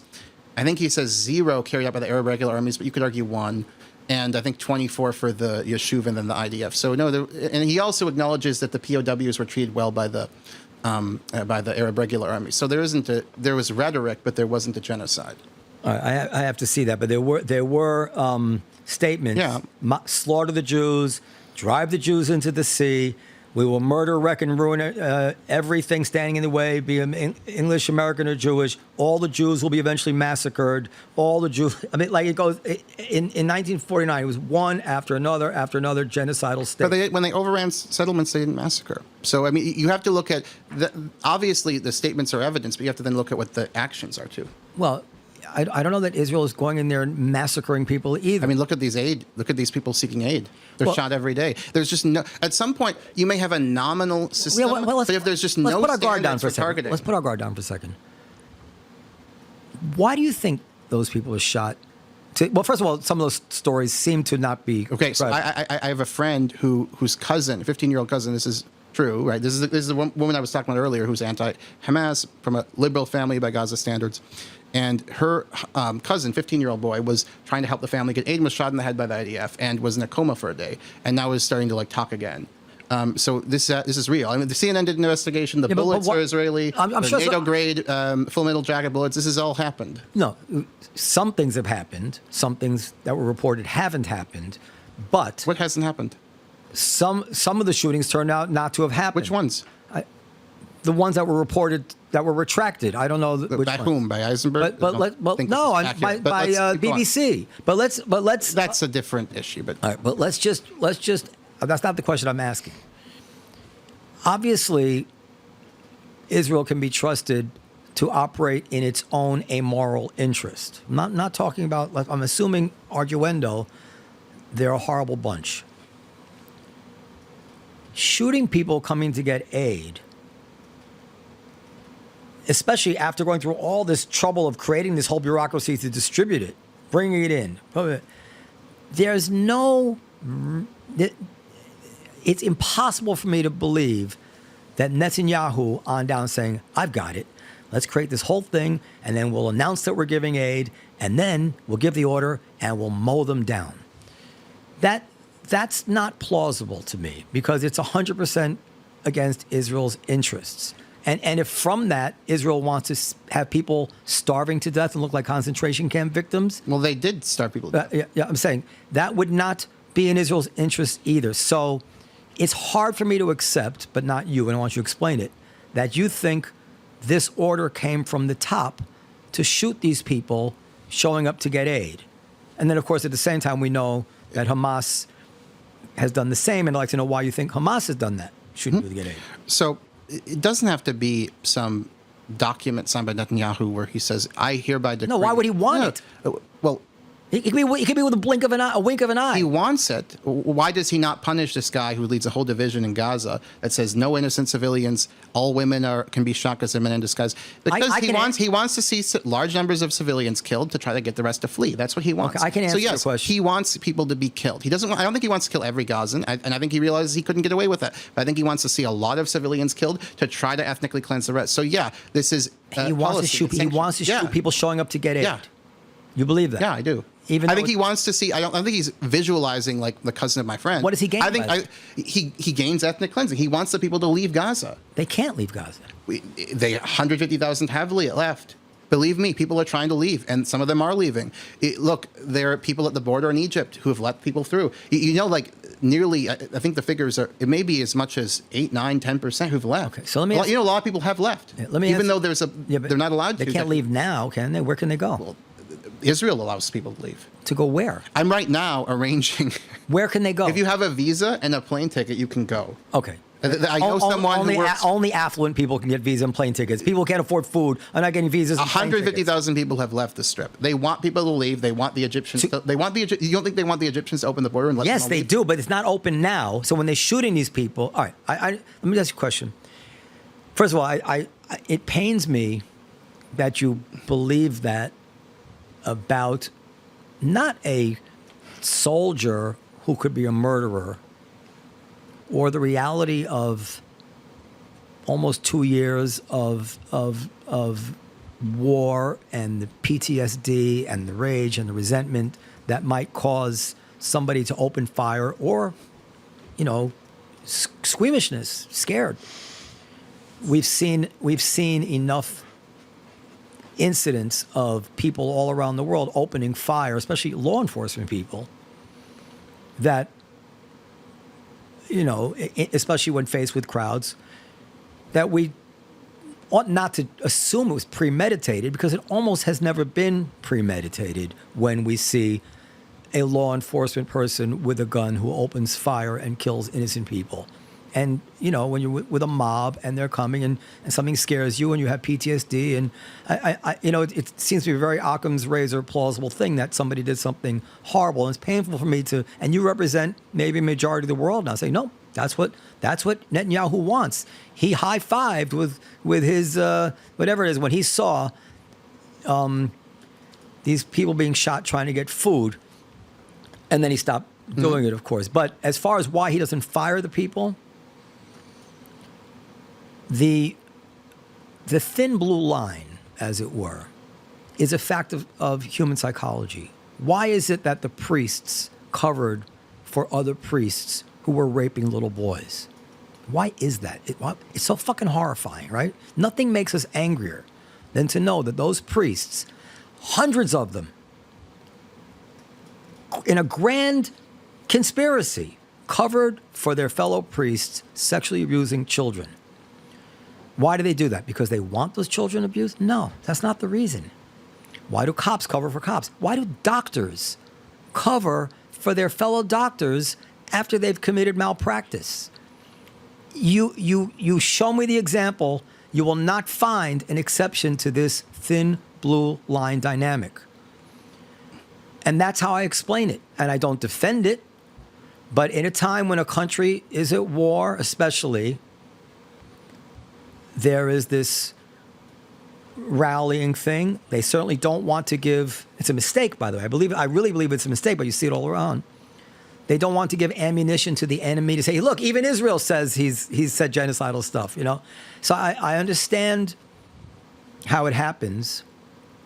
And if it didn't happen so routinely all over the world in so many less serious situations, I would say, yeah, Matthew's making a good point here. How else can you explain these things? This is not the way people normally behave. But when it's 100% the way people normally behave, 100% the way armies cover for each other. We had our Abu Ghraib. We were it's ubiquitous in wartime, and that's how I explain it. And it's repulsive. Regarding Netanyahu, this is reported by Ynet. 2 days into the war, and this is very interesting because in the first couple of days of the war, the fatalities, if you look at them from open sources and others, the fatality demographics don't look completely insane. It's like mostly adult males are being killed, which is what you'd expect in war, by Israel. And Netanyahu, according to reporting in Ynet, was angry about the pace of the bombing and said, bomb homes, don't worry about vetted targets, and slam the table. That, to me, is clearly a statement of don't worry about collateral damage. Don't worry about killing civilians. Another issue... I agree with you about that. Another thing regarding Netanyahu, which I think there's just no answer for. I agree that we didn't reach the level of famine as a technical definition. I think that the violent deaths are extremely high in Gaza, but the indirect deaths are low compared to what you'd expect from the violent deaths. However, it still is a fact that Netanyahu blocked food imports for months, and there's no coherent military explanation for this. In fact, it grew Hamas. It grew Hamas because hungry young boys who weren't very thoughtful, 16, 17, 18, 19, joined because they wanted to get food for themselves and their families. No, there were dozens, probably hundreds of children who starved to death, especially children with special nutritional needs, need special milk or so on. And no Hamas died. In fact, it grew because of this. So it doesn't make any sense let me tell you, other than as an attack on civilians. Of all the things Israel's done, and I said it all along, the one thing that I thought was the most clear mistake they made was this not letting food in for 6 weeks. Or medicine, or like... Yeah, but let's confine ourselves to the food. It was 2.5 months, but go ahead. Okay, I'm happy for correcting me on that. And I don't know that it's a war crime, and I'll tell you why it might not be a war crime. I'm not saying it wasn't a war crime, because if the math is correct that they had delivered enough aid to Gaza in tonnage such that Hamas was the one withholding it, I believe, just my instinct for the law is that Israel would have no obligation to provide food if the leadership had it but was not distributing it. Nevertheless, that's as a technical matter, as a legal, would it be a war crime? Nevertheless, what they were doing, and by the way, you remember this, Hatem, I was worried about this at the beginning of the war. They were using hunger in some way in their war effort. And I believe they try to calibrate it in some way, knowing that Hamas would withhold the food. Let's try to foment some resentment towards Hamas, because the people know Hamas has the food. You seem to be conceding you're targeting civilians. You're trying to get them to be upset because they're starving, and Hamas is not even suffering. Really, yes, I'm agreeing with you. This is the one criticism of Israel's. And I'll go a step further. I worry that it was coalitional politics and pressure within his coalition that might have put him to cross that line, and it blew up in their face. The other thing that's important here is like the medicine. So do we think Hamas are all diabetic, or that they're selling insulin shots to get rich and fund? No, this was again just trying to make life miserable for civilians, maybe to get an uprising. But they killed people. No, look, Matthew, they murdered I'm not. There's not on this particular issue. We're not like speaking. More children were killed this way than on October 7th. There is a been children. Oh, can we do this again? Maybe even over Zoom. You're not based in New York. Where are you based in? I'm based in London. I'm visiting my folks in I would Miami, like to. Maybe we could just do it over Zoom. But I think it's interesting for us. Yeah, we can. But what were we just saying right before that? Are you talking about? I mentioned insulin. We're talking about the blocking of food imports. I don't remember. Okay, let's go just to the end. I'm debating whether to say one other thing. Oh yeah. So I want to just make kind of a statement. You can respond. You don't have to. And then I'm going to ask you like a parting question. Then because we go too long. We hear all the time. Hatem likes to talk all the time about you're creating more terrorists. For everyone you kill, you create 2 terrorists, and there's all this resentment, and there's tremendous attention to the psychology of the Palestinians, which is brought to bear essentially in some way in the argument of, what do you expect from that? Do you understand what they're going through? Of course they're going to, including up to and including Norman Finkelstein's excuse of October 7th as being, like a slave rebellion. There is an Israeli psychology as well. And it will lead to them doing things that they shouldn't. I'm very proud. I've said this before. I'm very proud of not very proud is the wrong word. I have a lot of respect for the kind of Jewish cultural overlay of values and thinking that I was, as an accident of birth, was given. But it's just a cultural overlay. We're just human beings. And we resort to the primitive like any other group of people does in primitive situations. And in this situation of all this death and October 7th and hostages being tortured and the urgency of trying to get them out, lines will be blurred. All of which is to say that I think it would be foolish of me to pretend that lines don't get blurred, foolish of me to pretend that Israelis don't cross those lines. I would point out again, only one side has is holding the hostages and can take free passage, but that doesn't give Israel a blank check. That's what I want to say. Now, let me just ask you the parting question. Let's say that, I asked this of Josh Zepps, let's say that tomorrow Israel agrees to a ceasefire, which I think is what you want, and Hamas stays in command of Gaza, which I think is also what you want. Correct? No, I don't want Hamas to govern Gaza. Well, how? They're not going to give up. Yeah, I mean, it's better they govern Gaza than the genocide continues. Obviously, I'd prefer that. Yeah. But that's of the realistic outcomes. That's the one you prefer. Yeah. Now, for years we heard about Gaza being an open-air prison, concentration camp, and we were told that this excessive blockade of goods in and out was cruel, a war crime, and it was a compelling narrative. But now we know that actually that blockade leaked like a sieve. Almost 2 years into this war, Hamas is armed to the teeth. They still have rockets from time to time. And if they were able to sneak in enough armaments and materials to build 300 miles of tunnels, all those rockets, all those weapons, all the bullets, all of it that they've had, obviously they could sneak in anything they wanted. Now, if Hamas stays in charge and Hamas continues to promise we'll do it again if we get the chance, Israel, I think even you will agree, is going to have no choice but to implement an even harsher blockade going forward. Will you back Israel on its blockade of Gaza should Israel end this conflict under the terms that you accept? No. So then Israel will have to allow... What I favor are negotiations between Israel and Hamas toward a two-state solution. Hamas said, just the other day, Hamas said never, never, never. Please. Yeah. They have hardliners, they have extreme ideologues, they also have more pragmatic people. I think that if we could get... Send me a video of a pragmatic person. Go ahead. Okay. As I made the point earlier, they haven't Islamized the criminal law in Gaza in 17 years. It's pretty remarkable. Talking about the pragmatic person who's saying we should negotiate with Israel. Go ahead. If Israel offered a two-state solution in the legal borders contingent on some kind of exile of Hamas leaders, disarming of Hamas, I absolutely believe that this would be accepted by Hamas.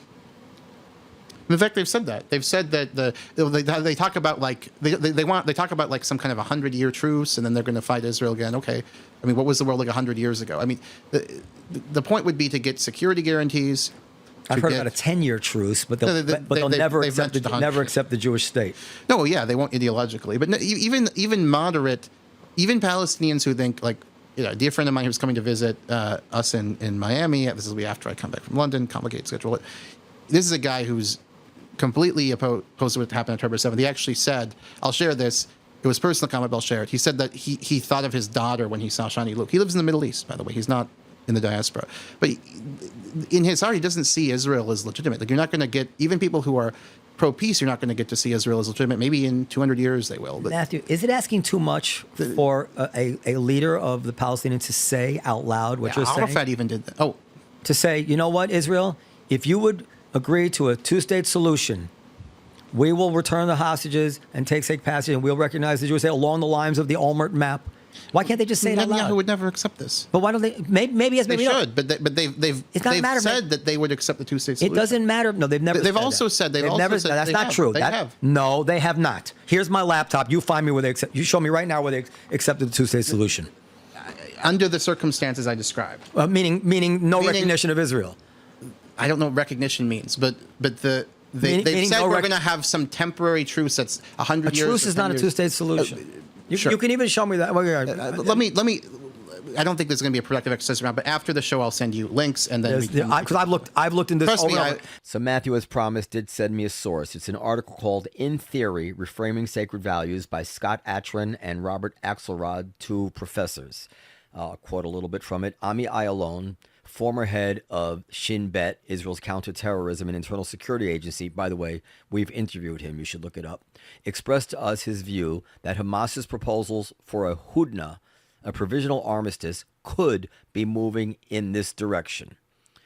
Yassin, who's the Hamas guy, stated that a hudna was renewable for 30, 40, or 100 years, although it would never signal recognition of Israel, which I think is a key point. The article goes on.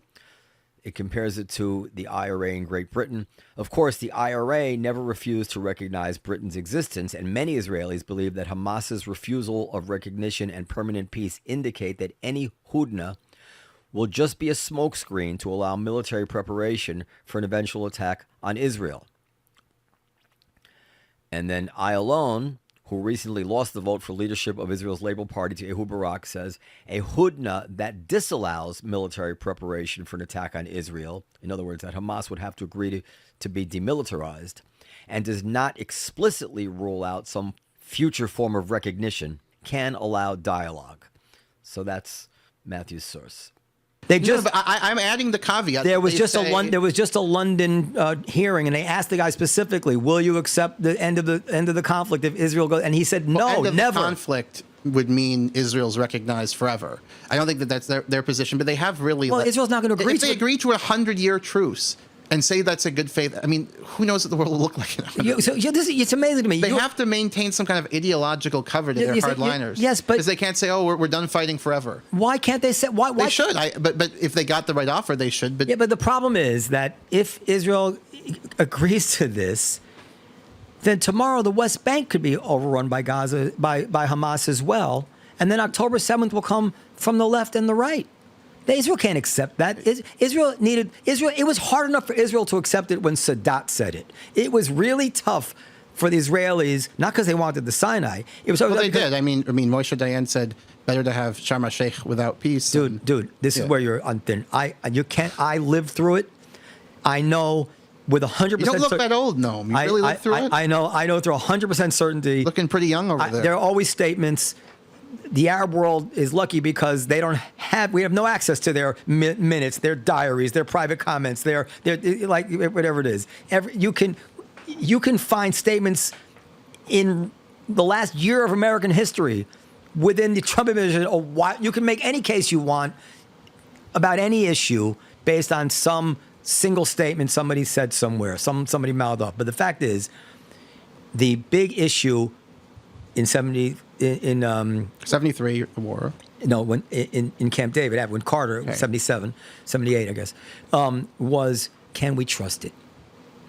Does he mean it? And Sadat convinced the Israeli people he meant it.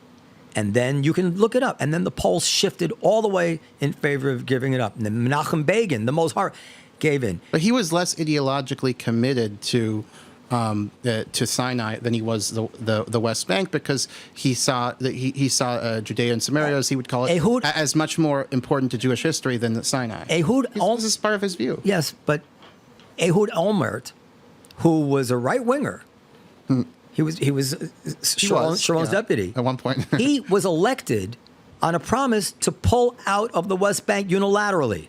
He was elected on that platform. You mean Gaza? Out of the West Bank.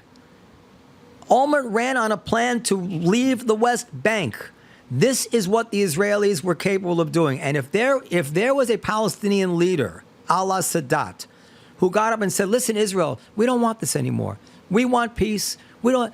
Like Lapid, Lapid, when he was prime minister for a little bit, he made a speech. People of Gaza, please, we'll help you. We'll send technical stuff. We'll give you economic aid. All we ask is the end of the rockets. All that we need is, and what kills me about you and people like you is like, you have no demands on that side. You can't expect him to admit that he'll be the... You have to let him save face. He could just say it's a truce. And Israel should just totally disarm based on somebody's promise, not of a peace treaty. It's the first time I've ever heard. You'd have security. It's too much to ask for a peace treaty. You'd have security assurances. You'd have probably some kind of exile of the Hamas leadership. This is what's being until that happens. Can Israel have the blockade? Why is Israel continuing the West Bank? You have. I know you're going to say, pay to slay, whatever. Since the Second Intifada, the PA, the PLO have done nothing to Israel. Yeah. They have not attacked Israel. They have not engaged in terrorism for 2 decades. Yeah. All they have gotten in return is. There was this last-minute offer by Olmert, but he was a lame duck. He was unpopular. But 2014, he walked away also. Since 2009, there's not been. I don't accept that there's been any good faith offer from Israel in 2014. Since 2009. In 2014, Netanyahu made an offer. Yes, in 2014, Indyk reported in the New York Times that Abbas would not respond to Obama's entreaties about a peace plan, and Obama just got discouraged. Can I say a concrete offer? Can I say a couple of things? Why is Abbas, if he doesn't want a 2-state solution, why does he not engage in violent struggle? Why does he just allow the land to be stolen? I actually have the West Bank? I have a theory about that. He just wants to be corrupt and make money. Why would he? It seems Israel has a. If you look at the history of colonialism and so forth, and even if you regard Israel as completely legitimate at the founding, which I certainly don't, but I'm sure you do, the West Bank is clearly a colonial project. You have a mother state, Israel, sending people, settlers, to essentially take over land and expand the territory. It's a colonial project. If you look at comparative in history, Abbas is like one of the most benign partners you could have in this kind of a context. Again, since the Second Intifada, no violence. Okay, I have a theory about it. I have a theory. For 2 decades now. So let me read you from the... Isn't that enough evidence that they're a partner? Let me give you my theory. But let me, first of all, just so I back up, this is 2014 New York Times.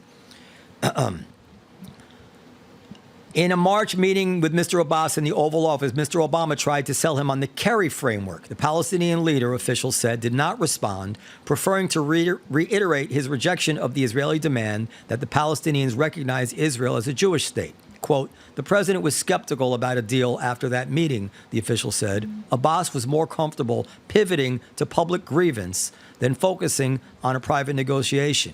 In a speech last week at the Washington Institute for Near East Policy, Mr. Indyk, now Indyk died recently, he was an anti-Netanyahu guy to his core. Mr. Indyk drew a distinction between the Israeli government and Mr. Netanyahu, who he said took substantial risks. He moved. He showed flexibility, Mr. Indyk said. We had him, I think, by the end of that process in the zone of a possible agreement. Now, of course, I'm not saying anything would have come of that. It's just one snippet, and you're using it advantageously. Netanyahu, since 2009, has not offered a viable 2-state. There's never been a concrete. Can I give you my theory about Abbas? 2009. I believe, by the way, only 5% of the Palestinian people support Abbas, and he canceled elections because Hamas was likely going to win the elections. my theory, and this came to me based on a conversation that Hatem knows about. My theory is that Abbas and the upper middle class and more successful Palestinians there. And by the way, the standard of living in the West Bank is the highest of the non-oil Arab states. That very similar to Jordan. Yeah, but go ahead. Maybe, but it's the highest of the non-oil Arab. Gaza is the lowest. Okay, I'm talking about the West. Pre-war Gaza. Yeah, talking about the West Bank. That they understand that the second there is a solution with Israel, there's going to be a civil war. And I've run this by people since someone mentioned this to me. He's not Hatem not yet. In other words, that they're as bad as the status quo is, they're practical people. They see what goes on in the other tribally mixed or Arab countries that don't have agreement. They understand Hamas. They understand jihadism. They understand Iran and its designs on controlling things. They see what happened in Lebanon, and they're like, you know what? What good is going to come of a two-state solution for Abbas and for people like him? They're going to kill each other. Now, this is not my calling the Arabs primitive. This is verbatim what a Palestinian told me. Okay, you need to get off of that point because it's not that important. Yeah, no, you asked me why. You asked me why. I'm saying that's. Okay. Now think about just let your guard down for a second. Think about what I said. I'm interested in something you maybe haven't thought about. No, do you understand my logic? Let me make a point here. Yeah, I think part of the reason Arafat turned down the agreement in 2000 was because it wasn't politically viable to accept. He kept saying, "I'm going to get assassinated." Clinton wanted him, for instance, to waive the right of return generally waive it, like there would be some limited exceptions. And that was not politically viable because haqq al-awda, or the right of return in Palestinian culture, is very, very important to their identity.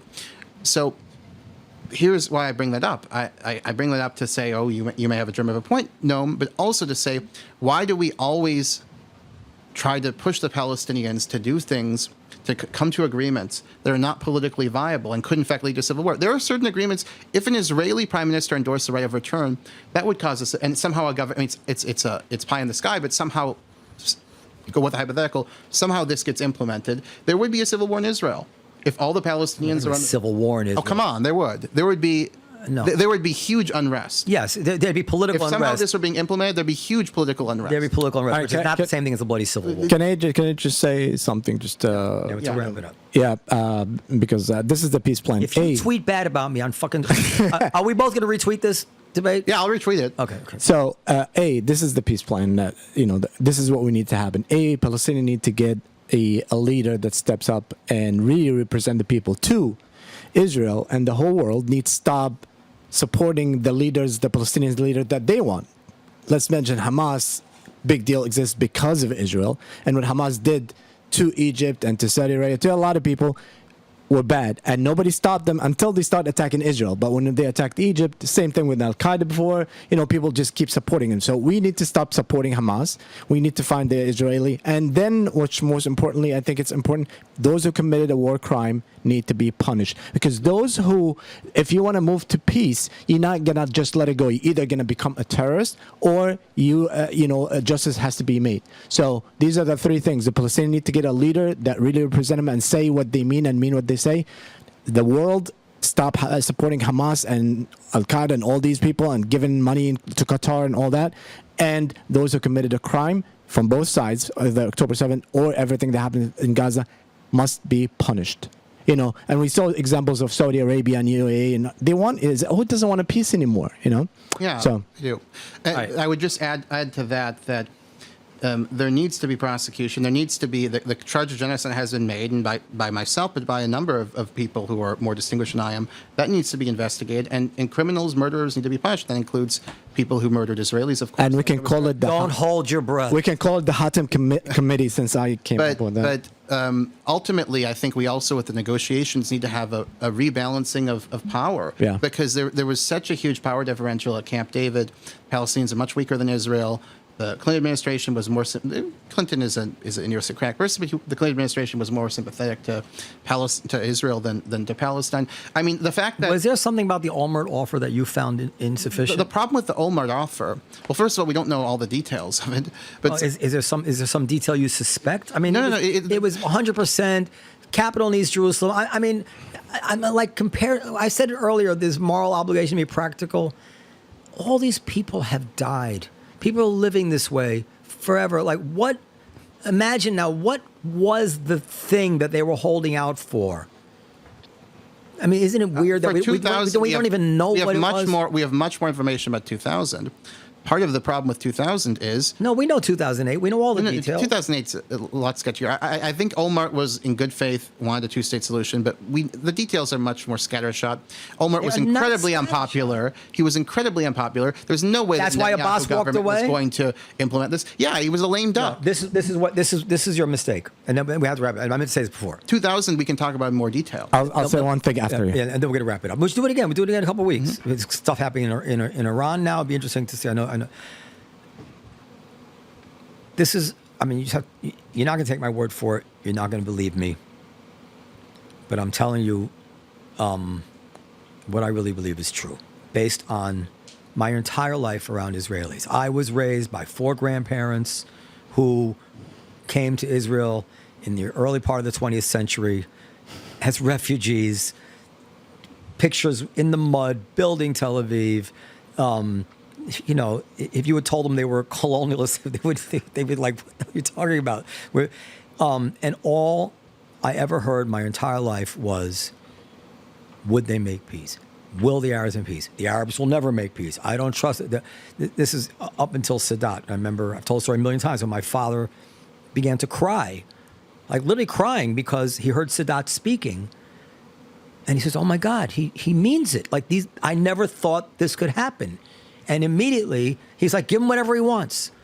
The Israeli people are Western people who do not want to send their kids to die, especially for these fucking religious fanatics in the West Bank. It's a tough sell after October 7th to tell them, trust us, which is what that's what you want to sell them. That trust, don't ignore our rhetoric, ignore our murder, ignore our promises. Just note that somewhere on the internet you can find that somebody did say, you know, we'd be willing for a truce. This is so absurd to think. And all the Palestinians need to do, and maybe too much to ask, they need to tell the Israelis in a way that they mean it. We want peace with you, and we want this to end. We were close with Olmert. We actually have a few details we weren't satisfied with. Here they are. Give us those things and you have a deal. And it doesn't matter what Netanyahu wants, because 50, 60, 70% of the Israeli population, if it's sincere, and they believe it's sincere, will swing. It's a democracy. It will swing in the other direction. Israel swung to the right. When I was a kid, 150,000 people were marching for peace. Peace now, meaning peace under any circumstances. They swung to the right after the Second Intifada. Israel is not want this. They snapped out of it. They are disillusioned. It's a disillusioned nation who believes that we did actually go down all the left-wing policies. We had 10, 12 years of prime ministers preaching two-state solutions, and all we got was our kids blown up in coffee houses, and we still don't even know today what the hell that was all about. What were they even asking for? What was the demand behind the Second Intifada? They're killing us. Arafat's walked away, and you could hold a gun to anybody's head. Nobody could even tell you what the demand was. They just want to kill us. We were saying we want peace. We want to negotiate. Here's the map. Come talk. Come sit down. No Second Intifada. This is the defining moment of Israeli psychology. And at some point, I think you're very much in the wrong here to be making this kind of solicitous excuses for the fact that the Palestinians won't do the one thing which would end the conflict. I'm going to stipulate to you that Israel is awful. Israelis, I know them better than you do. It doesn't matter. Everything that happened in the past, none of it matters because you can't change the past. The only thing that can bring a good future to these people is what the Palestinians can do. Israel has no agency here. Israel can be nicer to them. Israel can have less oppression. Israel can crack down. Israel has no agency? Israel has no agency in terms of bringing about the solution here. The Arabs, the Palestinians have to cross that threshold and say, yes, we want this. And if you're ready to give it to us, yeah, then you better stop. And then at that point, yes. Really quickly. I want to make just one quick response, and then I'll.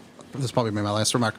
I just think this. First of all, I mean, I obviously disagree with you strongly on all the historical claims. I don't think we have time to get into that. But I said they don't matter, the historical claims. I think this would be a coherent pro-Israel position before October 7th. Israel has decided to engage in a policy of genocide, and that changes the conversation entirely. I'm not inclined to make a cultural critique of Palestinian Gazans when they're enduring a genocide. I'm happy to make a cultural critique of Egyptians or any other people in the region. But, Whoa. The Palestinian Gazans are enduring a genocide for the reasons I outlined, and for many others we could talk about. And that needs to be the priority. What comes after that, it's important to talk about because we do need to have peace, but stopping the genocide and punishing the perpetrators is the overwhelming paramount task. And you're calling for the Gazans to release the hostages and take safe passage out of Gaza? So, yeah, the hostages should be released. Hamas should release the hostages and take safe passage out of Gaza. That will end the genocide. No, be punished. Don't forget about the punishment. I'm saying you, Matthew. But it wouldn't end the ethnic cleansing. But if by leaving Gaza this would stop the war, yeah, I would favor that, of course. No, but you call for it. You call for Israel to do X, I call Y, Z, for them to release the hostages and take safe passage out of Gaza. Yeah, sure. Why But this isn't the problem with this narrative is Hamas did these horrible crimes on October 7th. The Israelis are committing a genocide in Gaza. So the onus should not be on condemning But they're holding a a hostage. party other than Israel. They're holding I hostages. told you they should be released. Just really quickly It's before. not like, go ahead. Yeah, before I say, just like you were saying, Israeli and they really want a peace. I know a lot of Palestinians, and you know a lot of Palestinians, and they live peacefully in Israel, and they live peacefully here, and they do all this. Yes. They just need to be released from Hamas, the torture of people, which is supported by from the the United, PA. and supported by Israel, who give the money, and and also the United States. So we need to stop and let people be.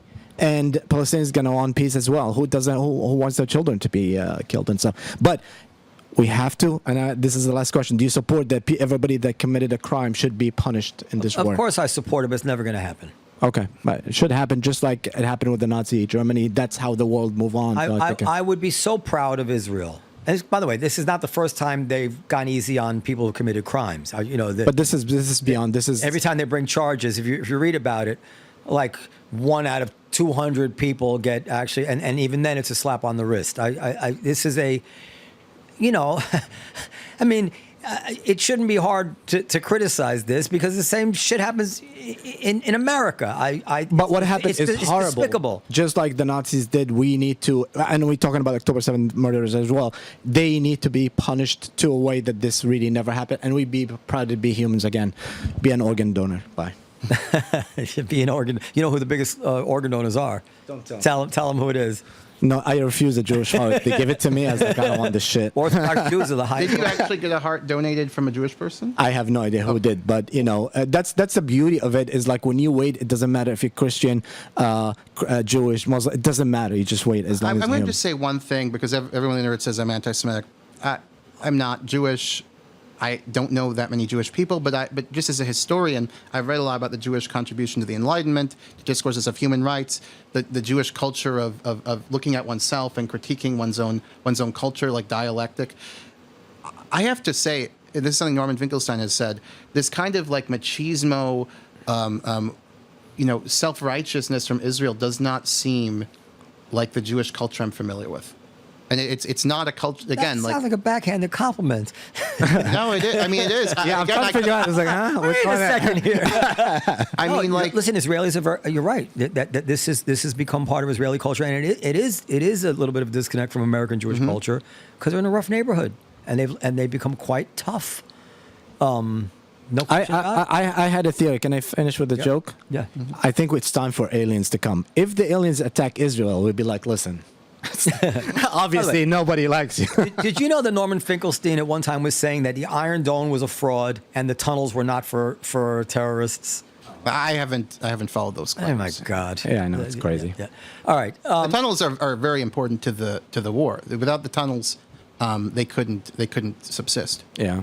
Exist. They couldn't do their hits and runs and ambushes. They need. And everybody must know that they're building the tunnels and wasting the money that they took for the people to the tunnels. I mean, billions of dollars. They could have built so much. But Israel should have known that too, and they were happy not to do it. I mean, if you talk about missed opportunities. Yeah.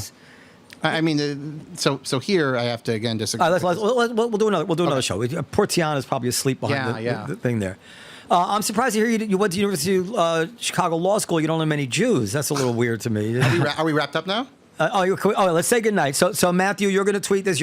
God, if you tweet anything bad about me, and please lay off my friends. Just no, don't. Just criticize them for what you disagree with. As a matter of fact, do more than that. Have conversations with them. You should host them. I'm happy to talk to these people, and I'll happily abide by no personal attacks. I debate any of these people. I think that they're completely. He let me, to be fair. What's his name? The guy that you let me respond to, Sam. You know, does Eisenberg live in New York? Yeah, I would defeat Harris. Yeah, I would too. But to be fair, he hosted Harris in his show, and I wasn't here. And then he called me and was like, "Listen, and respond." Do a 5-minute response, and he posted out. And it turned out to be like 20 minutes. I mean, Harris is just living in like literal. No, I think Harris, from all the people you say. I mean, we off, right? Yeah. No, we're not off. But listen, I want to say it's one thing to debate, and I'm happy to host debates, but it can often be more productive just to meet and break bread, and shoot, because when you talk as we're talking now, you want to win. You're playing to the audience in some way, and you have your dukes up. I think you would find that these people are much more reasonable, much less sure of, or like much more compassionate in their hearts than you would understand from Twitter wars. This is the worst possible way to interpret somebody's character. So, but somebody like Sam Harris, his effect on people is so damaging. It doesn't mean so. Just because you're way nicer in person than you are on Twitter. Everyone is, but no, I'm pretty good on Twitter. Perhaps, but simply because I believe these people are doing something monstrous does not believe I think that they're not human beings. Of course, they're human beings capable of compassion, laughing, insight. But in this context, I think the only salient critique that I'd listen to are the personal insults ineffective? Does it undermine your effectiveness? That's something that I'll have to reflect on after the war, genocide is over. It undermines your own psychological ability to listen to what they're saying. Well, I think I've investigated their claims quite thoroughly, but that's something I'd entertain. But look, people who are human beings do horrible things, and that's what I believe they're doing. All right, so we all agree on that. Yeah. All right, good night, everybody. Good night.